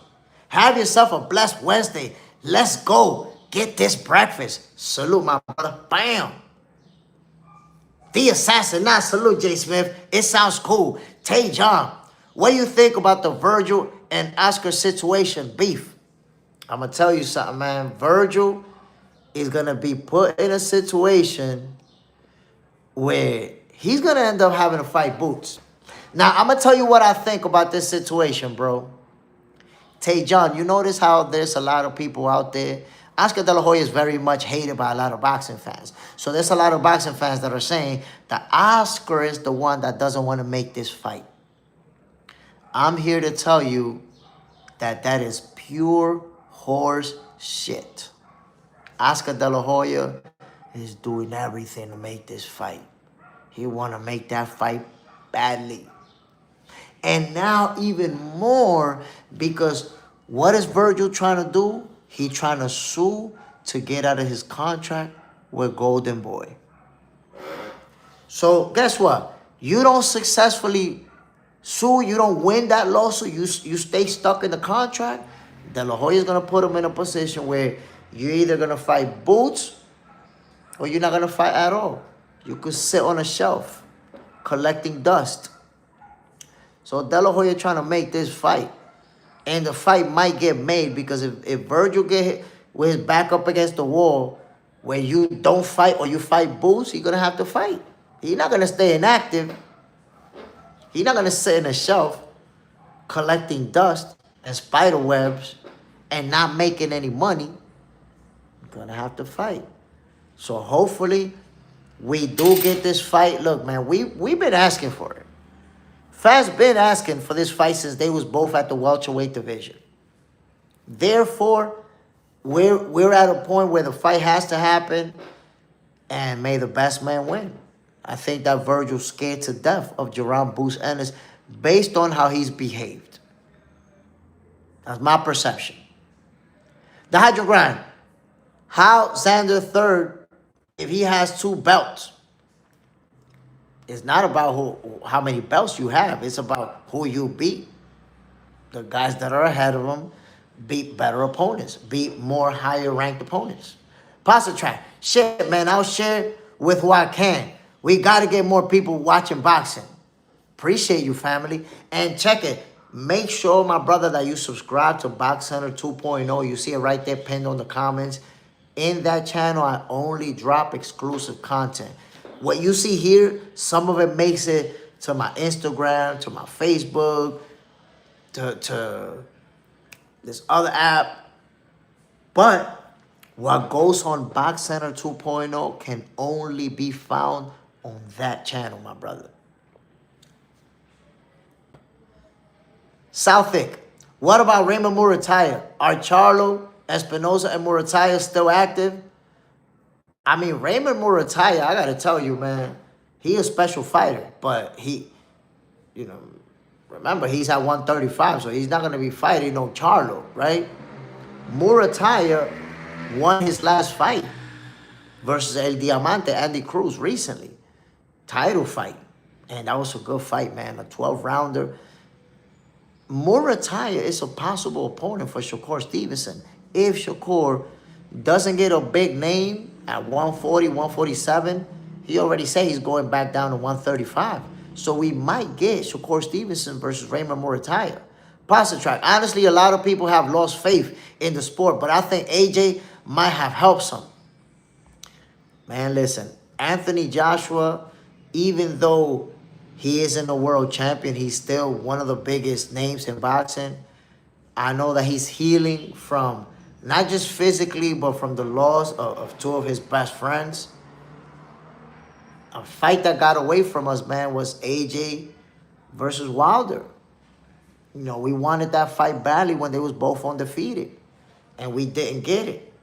So, but I believe even if they fight now, we're going to tune in. A lot of people are going to tune in because we wanted that fight for so long. It's not as big as it was when they was both undefeated champions, but it's still a big fight. And like I said, I'd like to see it. Southwick, do you think Oscar is good for today's boxing, or is he hurting it? Are you talking about Oscar De La Hoya? He's definitely good for boxing. Definitely good for boxing. Oscar De La Hoya, if you look at his track record as a promoter, he's made a lot of good fights. He's made a lot of big fights. He's been involved in a lot of fights. So I don't see anything negative about Oscar De La Hoya. Yes, he sometimes got a big mouth and says crazy things, but Oscar De La Hoya is great for boxing. He's a great boxing ambassador. Very popular. And then he's someone who, he's not just a promoter who only promoted. He's a guy who was pound for pound #1 in the world. He's a guy who was the face of boxing. He's a guy who was one of the most accomplished fighters in the game. We're talking about a former 6th division world champion. We're talking about 1992 Barcelona Olympic gold medalist. The only gold medalist for the USA team in that year. A lot of people don't realize why Oscar De La Hoya was called the Golden Boy. It's not just Golden Boy Promotions. He was the Golden Boy. And he was the golden boy because of that gold medal that he brought to the U.S. So you're talking about a guy who had an outstanding amateur career, an outstanding professional career, and has had an outstanding career as a promoter. So without a doubt, he's good for, whether you like him or not, he's definitely been good for boxing. Pass the track. Yeah, but it's like queers like Oscar that jam up the sport and don't let legit talent move up. The making of fights always been a problem since the 50s. See, the thing is, we're going to look at promotional companies and judge them for not fighting guys that are in another promotional companies. But look at the PBC. How many fights did we not get from the PBC because the guy was on the other side of the street? The PBC didn't allow Keith Thurman, Danny Garcia, Sean Porter, Errol Spence. When they were all champions, the PBC didn't allow any of them to fight anybody that was in another promotional company. Instead, you either come sign with us or you can't fight none of our guys. That was their motto. That was definitely bad for boxing. All the other promotional companies have shown willingness to work together to make the fights. PBC didn't do that. PBC, for their big names, it was you either fight, sign with us, or you can't fight us. That was bad for boxing. And you're seeing what PBC's model did to them. Where's the PBC right now? How many cards did the PBC have last year? 3, 4? Golden Boy has a card every month, every other week. So that tells you they're active in boxing. They're making fights. There's a lot of fights that won't get made when we want them because they're with 2 different promotional companies. But who are the companies that are making the fight, that are making a lot of fights and that are making good fights? Golden Boy is one of them. He's one of them. Jay has 32 likes. Let's get more for Jay Smith. Damn, my peoples, we've been at this for almost 2 hours at this point. Not even 40 likes. Come on, my peoples. Let's stop with the ghost watching, y'all. Tay John, I think they'd be smart to make the fight later this year after both win a championship at that weight division. Make it a unification fight. I mean, that's a good option too. But it looks like Virgil and his team, they just don't want to make the fight, period. That's the problem. They don't want to fight Boots. Adari, Jay Smith, true boxing needs to be put back on the map. Pasta track. Don't mind me if I hit the blinky hard a few times. Queen, morning everyone. How's everyone? Just tuning in. Salute family. We talking boxing, man. Virgil, Ortiz, Jerome Booz, Ennis. Are we gonna get that fight? Oscar's trying to make it happen. Oscar is trying to make it happen. Queen, Hoya was a bad man. Like, at all levels. In amateur boxing, Olympic champion. Professional boxing, 6. And let me just say one thing. There are only 2 fighters in the history of boxing who won titles in 6 divisions or more. Oscar De La Hoya, Manny Pacquiao. There's nobody else. Floyd Mayweather won titles in 5 divisions. Oscar De La Hoya in 6 divisions. When you see that in the whole history of the sport, there's only 2 people who accomplished title in 6 divisions, that tell you what Oscar De La Hoya was about. And he took on all the smoke. For everybody who had a name in his era, everybody who was somebody, everybody who was on the pound-for-pound list, they stepped in the ring with Oscar De La Hoya. What more can you say? So, we're living in the social media era where people just focus on your downfall.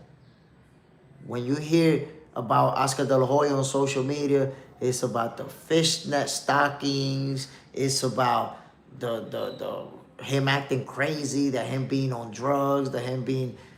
That's all you hear about, but you don't hear about the accomplishments. And I'm going to tell you, I'm going to show you I'm going to show you how great of a fighter Oscar De La Hoya was. I want you to think about this. Take this into consideration. By the time Oscar De La Hoya faced Floyd Mayweather, he was already a full-blown fishnet-wearing cokehead. He was already completely out of hand in his personal life. On drugs, on alcohol, cross-dressing high in hotels. Like out of control. This motherfucker still managed to go the distance and end in a split decision against Floyd Mayweather. Look at the fight. I see the fight. Some people felt like Oscar beat him. It was a really, really close fight, a really competitive fight, which Floyd edged out by split decision. There was a rematch clause.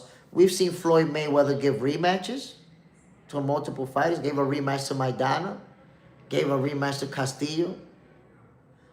Didn't give a rematch to Oscar De La Hoya.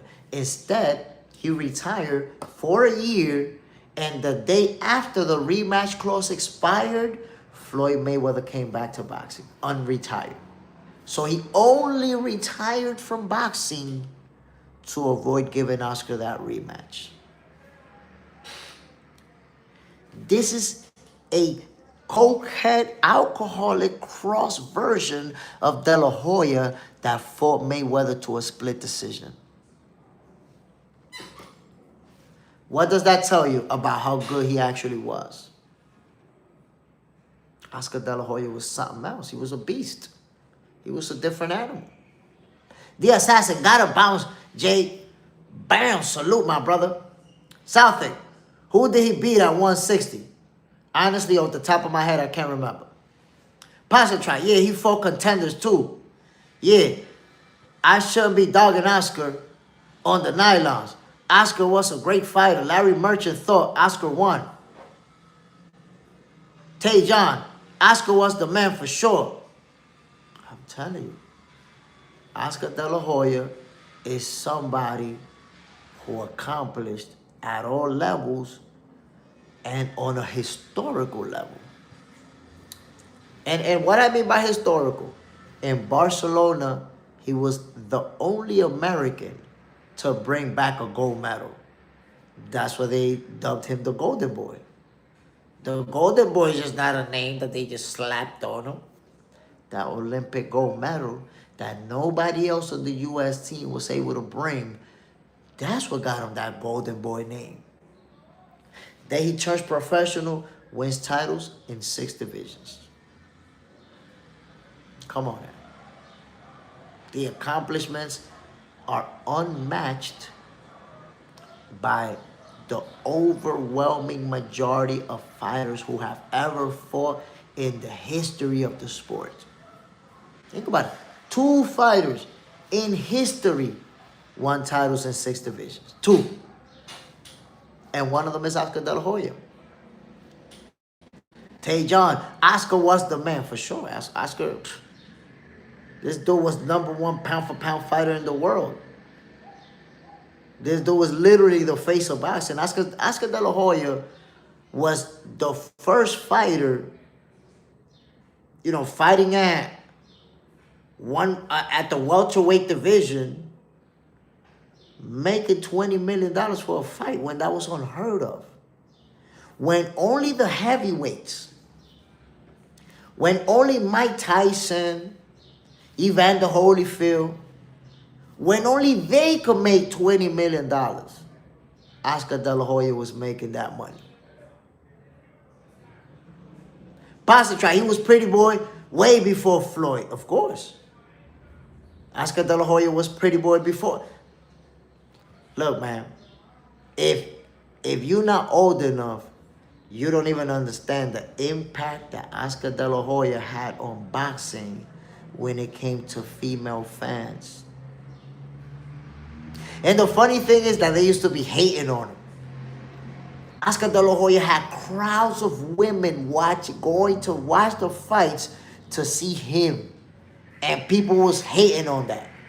Like, this guy's bringing non-boxing fans. Like people were so crazy the way they so ignorant. Instead of seeing, damn, yo, this guy's bringing women boxing. This guy's bringing women fans into boxing. They prefer to hate on him. Oh, look, pretty boy bringing up women. Who cares about these women? Don't even know boxing. Women were in full force going out to stadiums to watch Oscar. He was different because he was a fighter, but then the guy looked like a little pretty boy, like a little model. Santiago De La Hoya was the golden boy, not pretty boy. No. We're not saying that his name was pretty boy. That he was the pretty boy in boxing before Floyd was pretty boy Floyd. He was the guy that was considered the little pretty boy that girls was going there to watch. Like, literally. We're not talking about, you're talking about the name, the title. It's about what people was calling him because of the fans that was coming to see him fight. Jason says, J. Smith De La Hoya has lots of fights. A fantasy casino that doesn't go global either. He's a busy man for boxing. Posse track. Them early days that Oscar would have touched Floyd up. I mean, you know, Floyd decided to fight Oscar more at the tail end of his career, but he beat him. It was a split decision, but he beat him. We got to take it as is. Adari Panat, J. Smith, Opetaia versus Dubois. What you mean? That fight's going down. They already agreed. Oh, no, my bad. I thought you were saying Dubois versus, versus his next opponent. I think Opetaia beats Dubois if they fight. If they fight, I got Opetaia winning it. But then again, Opetaia would have to move up. Remember, Opetaia is not a heavyweight. Santiago Ramirez. Know what you're talking about before you say it. On Lace. His first wife was Miss Puerto Rico. And that's why Oscar has that attachment to Puerto Rico. In fact, if I'm not mistaken, his main house is in Puerto Rico. On Lace, the hydro grind, that Ryan Garcia effect. Ryan Garcia has a lot of female fans too. But Oscar De La Hoya had more, well, I can't say more because we're in the social media era. Oscar De La Hoya was pretty big amongst the female fans, bro. He brought a lot of female fans into boxing just because they wanted to watch him. Pasta track, damn, talk about motivation for a fight, and you got 500 women wanting to jump your shit, bro. All you have to do, go look at Oscar De La Hoya fights even before he blew up. Like, before he blew up big, because he went into boxing with a lot of hype behind him already because he was an Olympic gold medalist. So right away, there was a lot of people watching Oscar. And in those early fights that were already being televised, you can see the announcers talking about all the women coming to see Oscar. You can see when they point out the stands, the women with the Oscar signs and everything. Oscar was that dude, bro. Santiago Ramirez, I agree. He has all the ladies in the stands for sure. Sorry about the earlier comment. Nah, don't need to be sorry because you're right. The title, it was Pretty Boy Floyd. Oscar De La Hoya was never Pretty Boy Oscar. But the label, people use that like that. This pretty boy, all the women are coming to watch him. And he was even criticized for that. People didn't have the advanced mindset to understand that was actually a beautiful thing for boxing, because you're bringing in people who normally wouldn't watch the sport because they want to watch this guy. They were in love with Oscar De La Hoya. He really was a pretty boy. The letter M. You think De La Hoya beat Tito? Yeah, I felt he beat him. Honestly, I felt Oscar De La Hoya beat Tito Trinidad. But there's two factors here at play. Number one, Tito Trinidad, he had Don King as his promoter. That's number one. And number two, which was a big mistake, This was a unification fight. They were both world champions. And Oscar De La Hoya and his team decided that for the championship rounds, they wouldn't fight. They was just gonna move. We got it in the bag. We're just gonna move, jab, keep our distance. You know, they had a lot of respect for Tito's power because of what he could do. And I think that was a big mistake. That was a big mistake. You gave up the championship rounds under the assumption that the fight was in the bag. And if you know Don King is on the other side, the fight is not in the bag. It wasn't in the bag. So Oscar De La Hoya, to me, I felt like he won that fight, but he made a mistake with the way that they handled it. Shouldn't have did that. Plus, you don't want to see a world champion winning by running. That's something Oscar De La Hoya had never done in his whole career. And he only did it with Tito Trinidad. So it showed the level of respect that he had for his power. Jay Smith, Jai Opetaia versus Brandon Glandon. You mean? No. No, I was talking about, or somebody else brought up Dubois and Jai Opetaia. I don't know who brought it up, but Dubois and Opetaia are not going to fight. Now, Jai Opetaia versus Brandon Glandon, I think Jai Opetaia is going to knock him out brutally, in brutal fashion. Brutal fashion. Tay John, do you think Virgil can be Oscar level popular minus the sex appeal? I don't think he's going to ever reach that level of popularity, to be honest. I don't think so.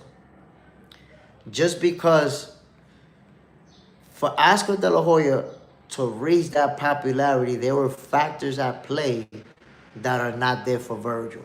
Number one, he's an Olympic gold medalist. I'm going to tell you guys something interesting. You know, the human algorithm. I want you to Google this. Don't take my word for it. Oscar De La Hoya made between $40,000 and $45,000 for his professional debut. That was a record back then, and it might still be a record now. I don't think there's ever been a fighter make that much money for their pro debut. That shows you how popular Floyd Mayweather was from day one. From day one, his popularity was crazy. Day one. I don't think there's still anybody who made that much money when they're debuting professionally. So, Oscar De La Hoya accomplished what Virgil Ortiz didn't in the amateurs and kicked off his career right away, big time. Virgil Ortiz, at this point in his career, hasn't won his first title. At this point in Oscar De La Hoya's career, he had won multiple titles in multiple divisions. If I'm not mistaken, Virgil is 28 years old right now. 27 or 28. Can't remember off the top of my head. Check out Oscar De La Hoya's track record. By the time he was 28, he was already like a two or three division champion. Had been unified champion. Had probably already been Ring Magazine champion and everything. So I think Virgil Ortiz is going to be able to accomplish, but the level of popularity of Oscar De La Hoya, I don't think he'll get to that. Oscar De La Hoya was at one point #1 pound-for-pound fighter in the world and the face of boxing. I don't think Virgil is going to get that far. I could be wrong. But it's hard to see it, bro. Oscar De La Hoya was big time. Zayas and Ennis, the joke. Long time ago, De La Hoya fights where even the guys had signs, "We love you." It's true, though. That's true. That's true. People hold their signs. "We love you, Oscar. We love Oscar." Like, this guy's star power was insane. Lamont, do you need to get off your TikTok or whatever you want?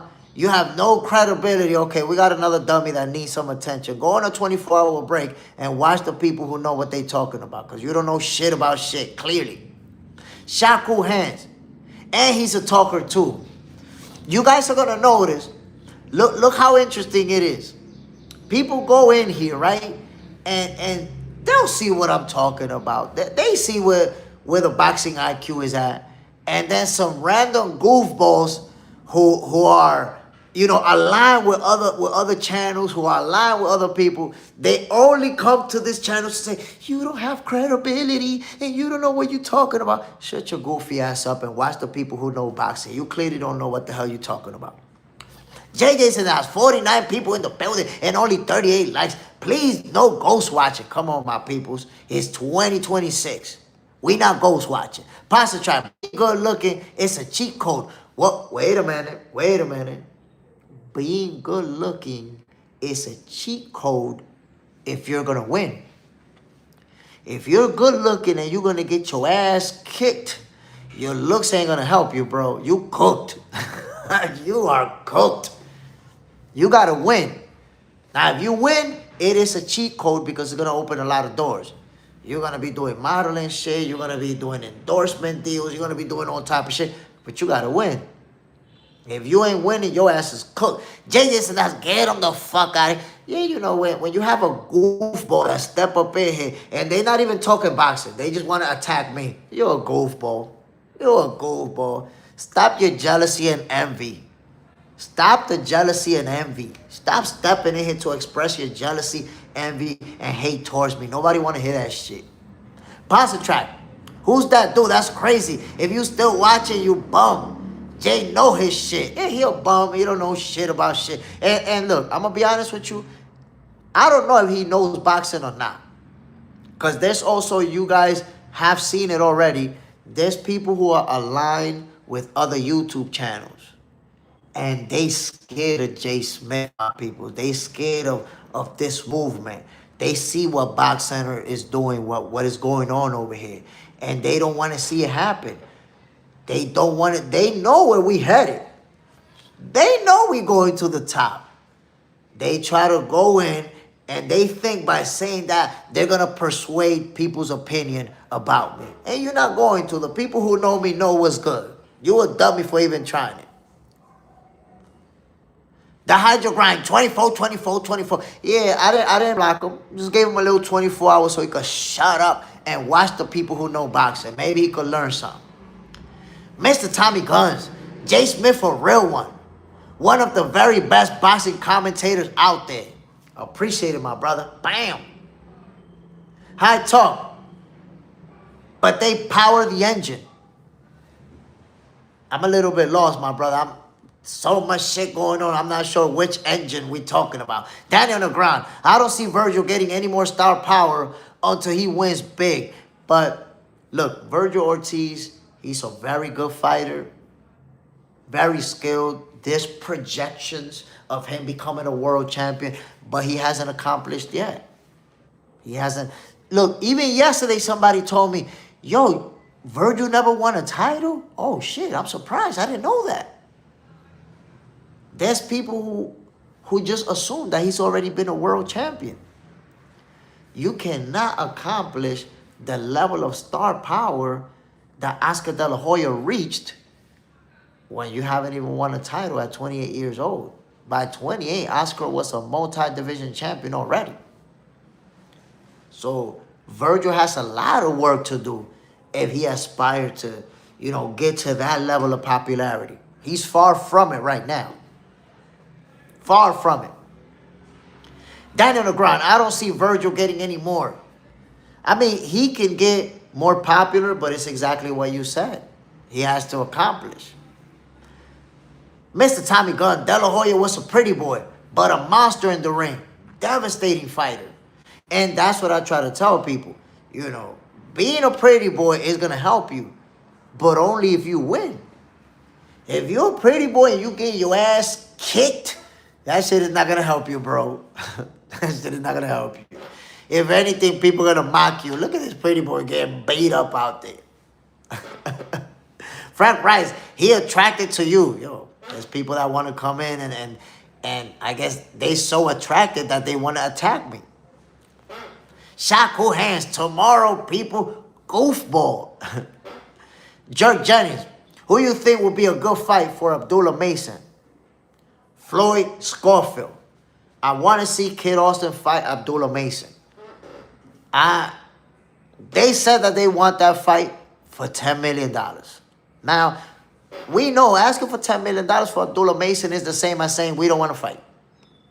We don't want to fight. We're going to avoid you. We're going to duck you.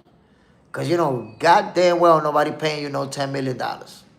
If you see a fighter who never seen $2 million in his life for a fight, asking for $10 million, he don't want that smoke.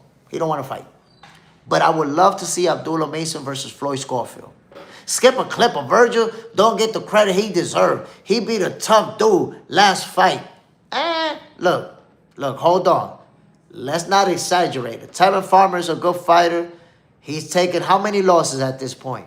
How many times he been beat up? So that's not, you know. Oh, no. Tevin Farmer I'm talking about Kid Austin. You're talking about Virgil. And I say that because Lubin, he's been in some wars, and he hasn't been at the top in a long time, because I know he fought at a high level, but it's a good win. It's definitely a good win for Virgil. But still, at 28 years old, Virgil hasn't won a title yet.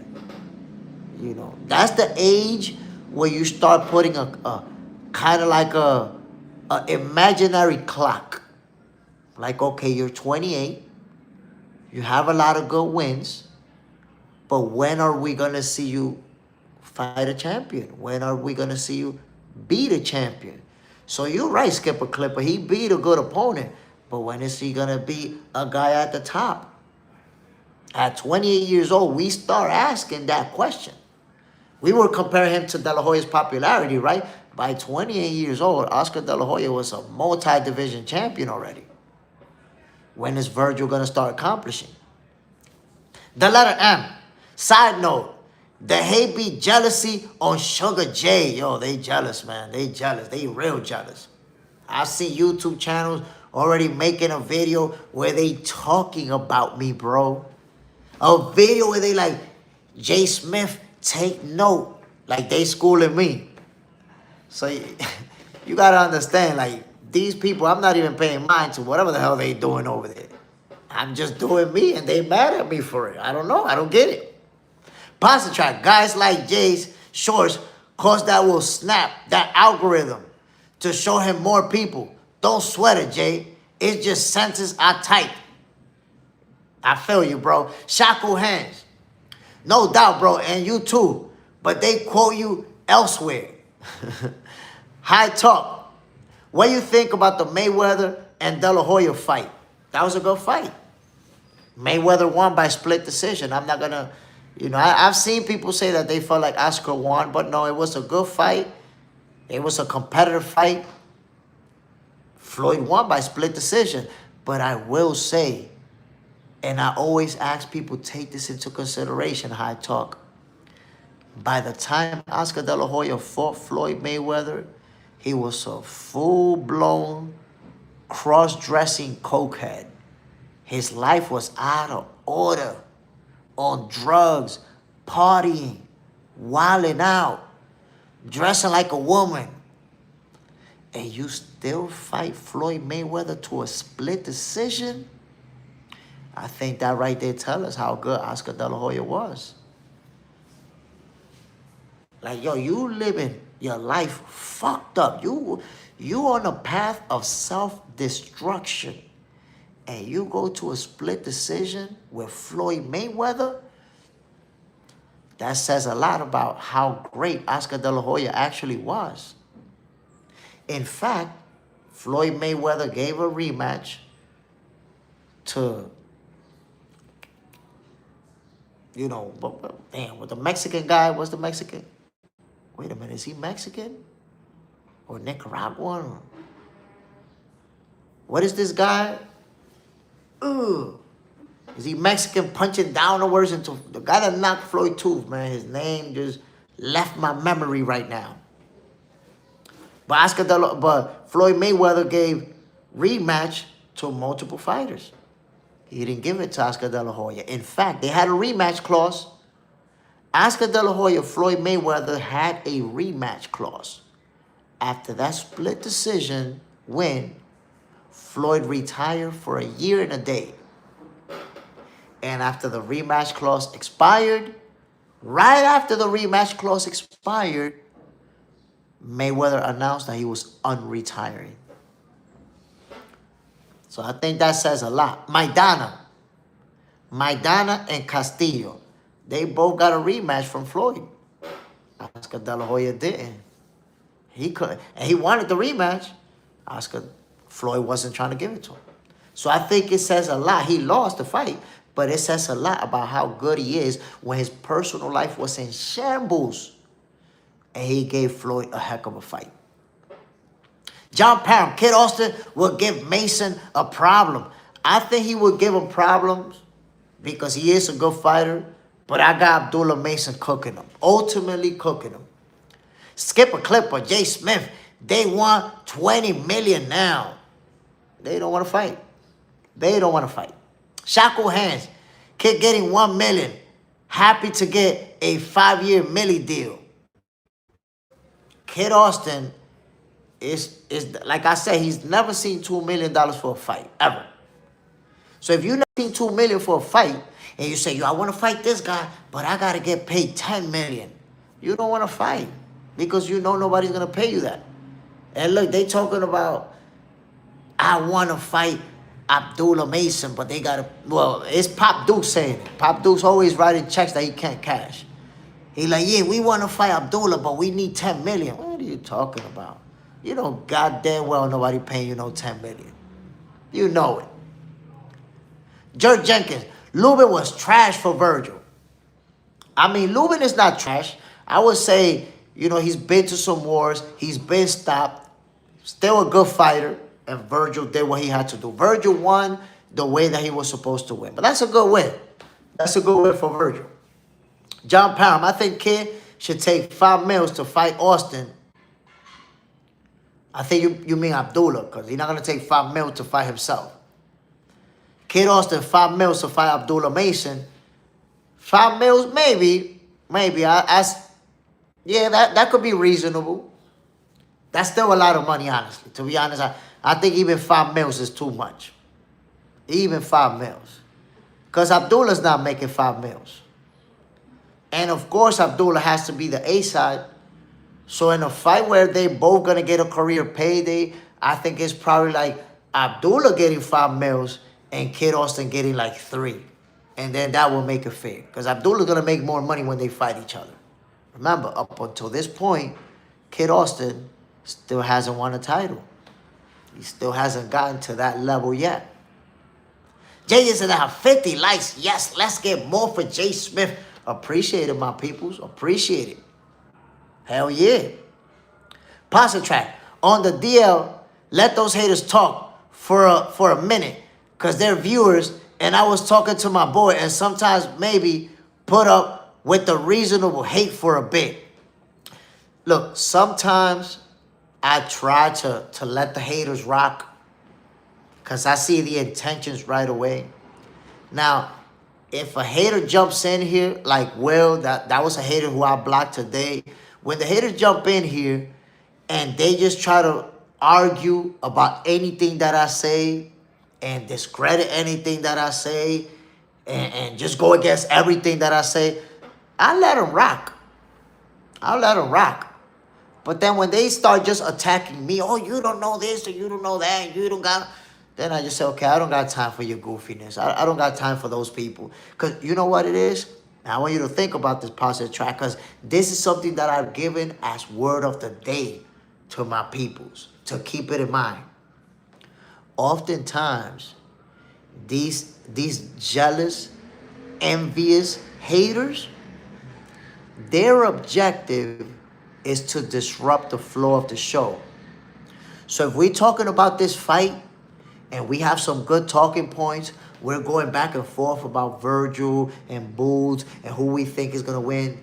Their objective is to get me into an argument with them and stop engaging you guys. That's what they want. Because they realize while we engaging each other, we keep building this box center family. And they don't want that. They don't want box center to come up. So they feel like, yo, if I can disrupt the flow of the show, people who are tuning in will say, damn, Jay not even talking to us. Jay not even responding to my comments. Jay not even rocking with us. He rocking with this shit. And some people do tune out. There's people that could be, you know, you could put your comment on there and you wait, you got a question, you're waiting for me to respond, and I'm over here arguing with some dummy that's just here to hate on me. That just want me to put my energy into him. So I can't give him that satisfaction. When I see that you're just going to go into attack mode on me, I just block you out of here. Block you out of here and keep interacting with my box center family.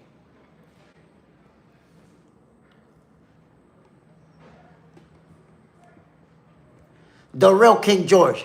You don't need to be good looking to get women if you're the ATN unlimited funds. That's what she cares about. That's a fact. That is a fact. If you got the money, looks is secondary. You don't need no looks when you got. In fact, you will see broke, good looking dudes who can't get a girl to save their life. Why? Oh, you good looking, but you broke as hell. She not messing with you, bro. She not messing with you. Simple as that. Why you think you see these guys that be 70 years old, washed up with a model, 2 models, 3 models that are willing to bounce with them together at the same time? Ooh. Why? Because she don't care that he's 70. She care that that bank account is fat as hell. You talking real stuff right there, my G. Positive track, that's good. Your name being mentioned on other channels. They talking about me. I'm not talking about them. Like, I don't even watch they shit. I don't even know what they talking about. It's people who be sending it to me on DM like, yo, Jay, look, damn, they talking about you on this channel.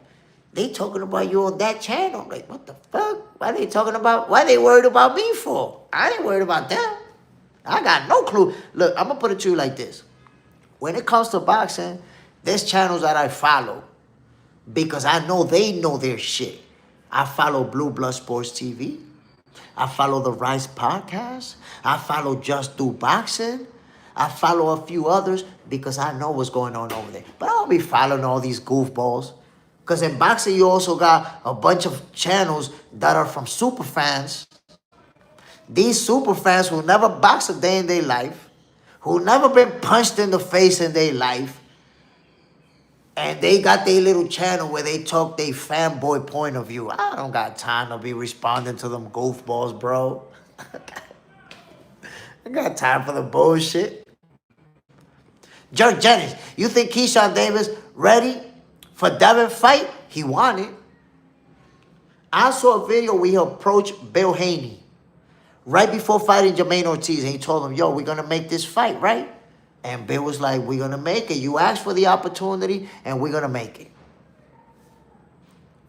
But there's a but. Keyshawn Davis want to get paid. He want to get paid right. He want them to put respect on his name. So he already said, they're not going to put respect on my name. Then I'm going to go win a title. And once I win that title in that division, we're going to revisit negotiations, and they're going to have to respect it.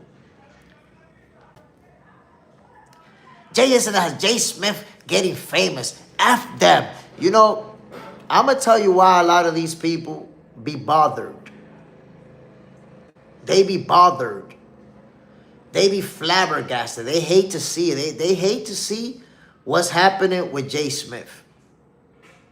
Because it's not happening with them. Because they don't know shit about boxing. Look, my people. This my IG. Look, let me show you. That's my Instagram. For those of you who don't follow me on Instagram, that's my IG right there. Look. J Smith 134. That's my IG. Now watch my stories. Watch my stories. Let me show you. Watch this, my people. I want to show you something. Check this out. Check this out. This is my stories on my IG that I'm showing you. I'm going to my stories, right? You're looking at my stories.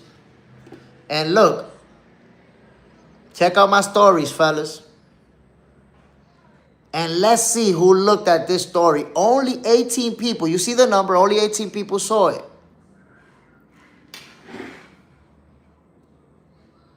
Who's this right here?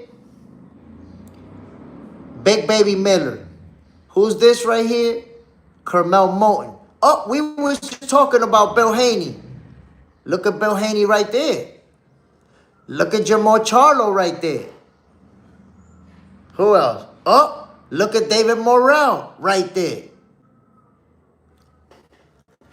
That's what make them mad, my peoples. That's what pissed them off. They just can't believe, can't understand how these world champions, world championship trainers, world championship coaches be watching my shit. They get rattled by that. It bothers them. Because deep down, they realize, damn, man, this dude's going to take over.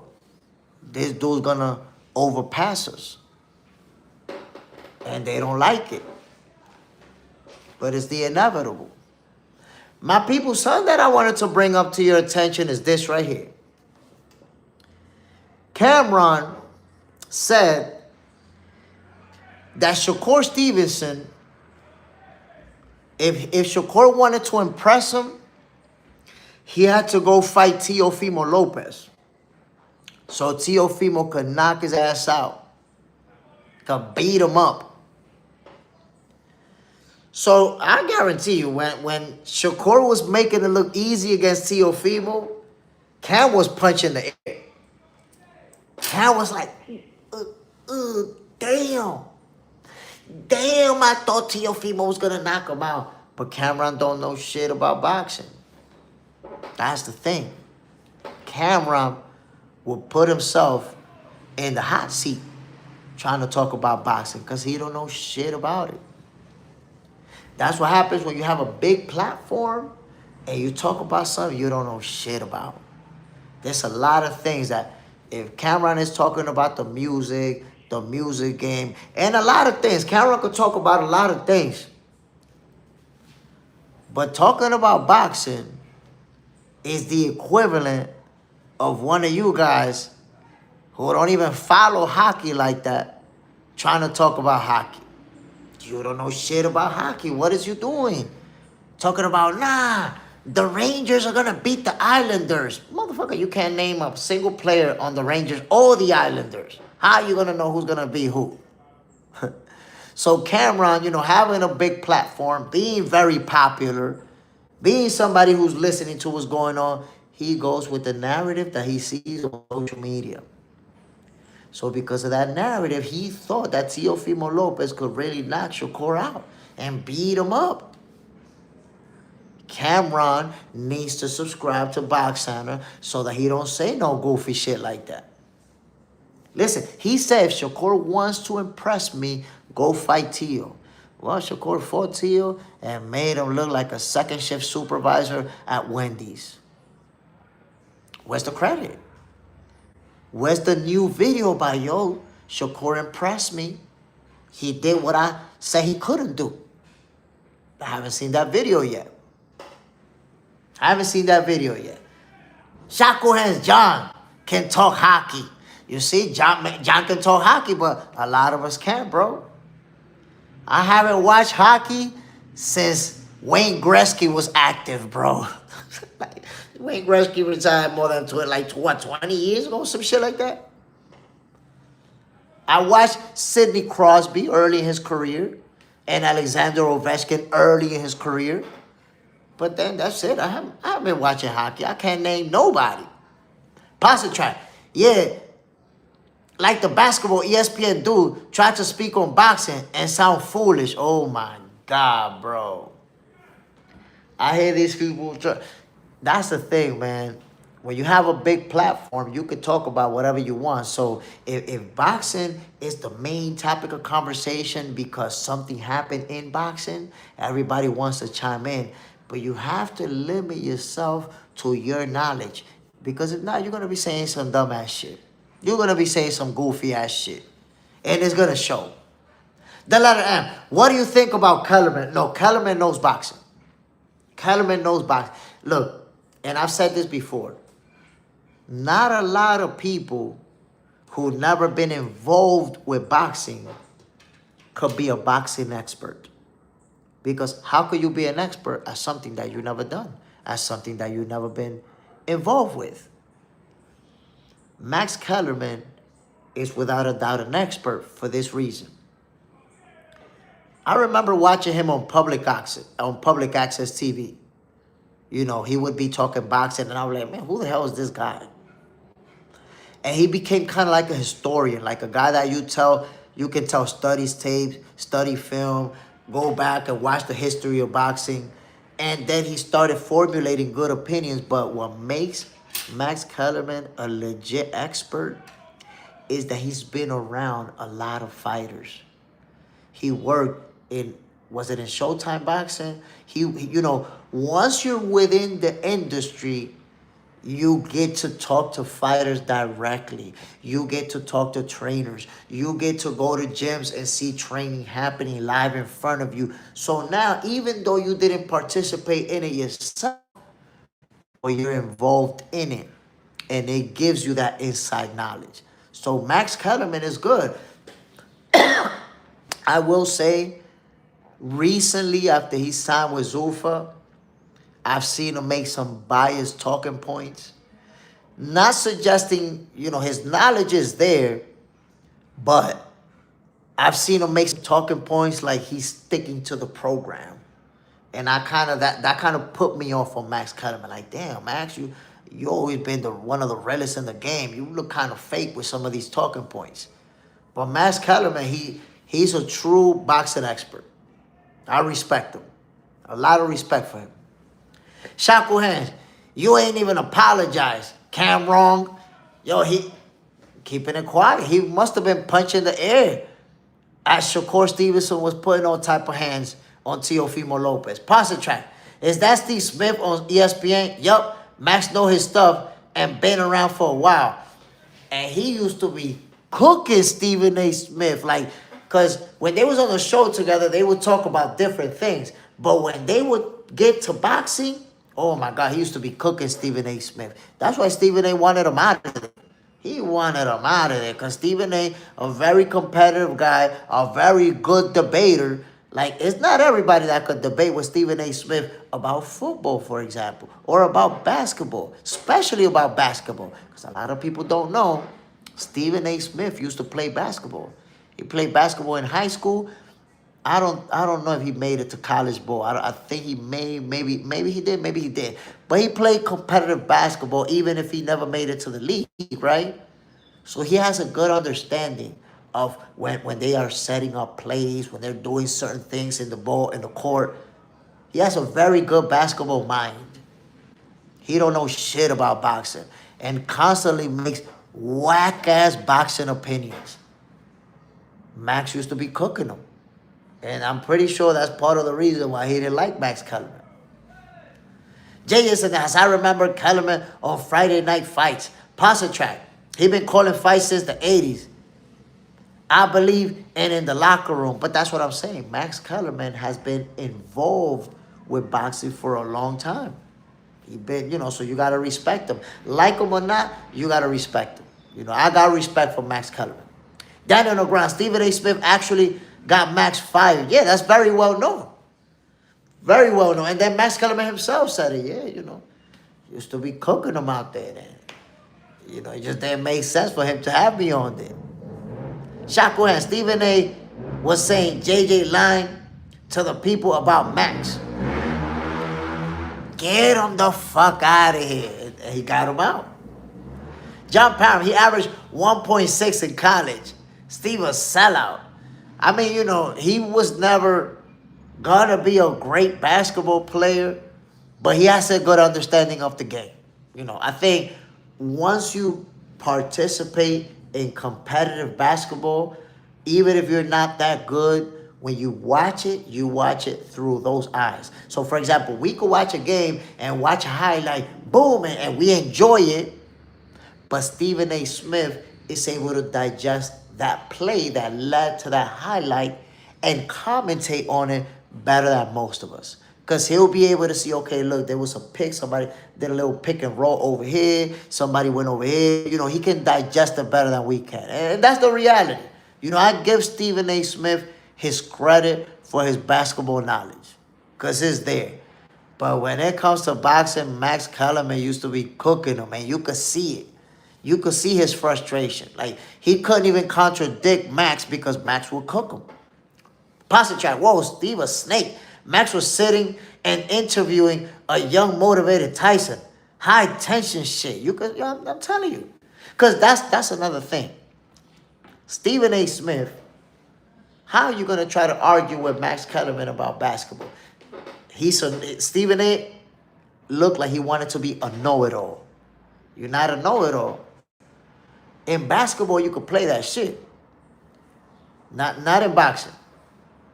You know, like if Stephen A. Smith sat with me to argue boxing, I would cook him so badly. Like, I'd put him in a frying pan, put some butter in there, and just cook him.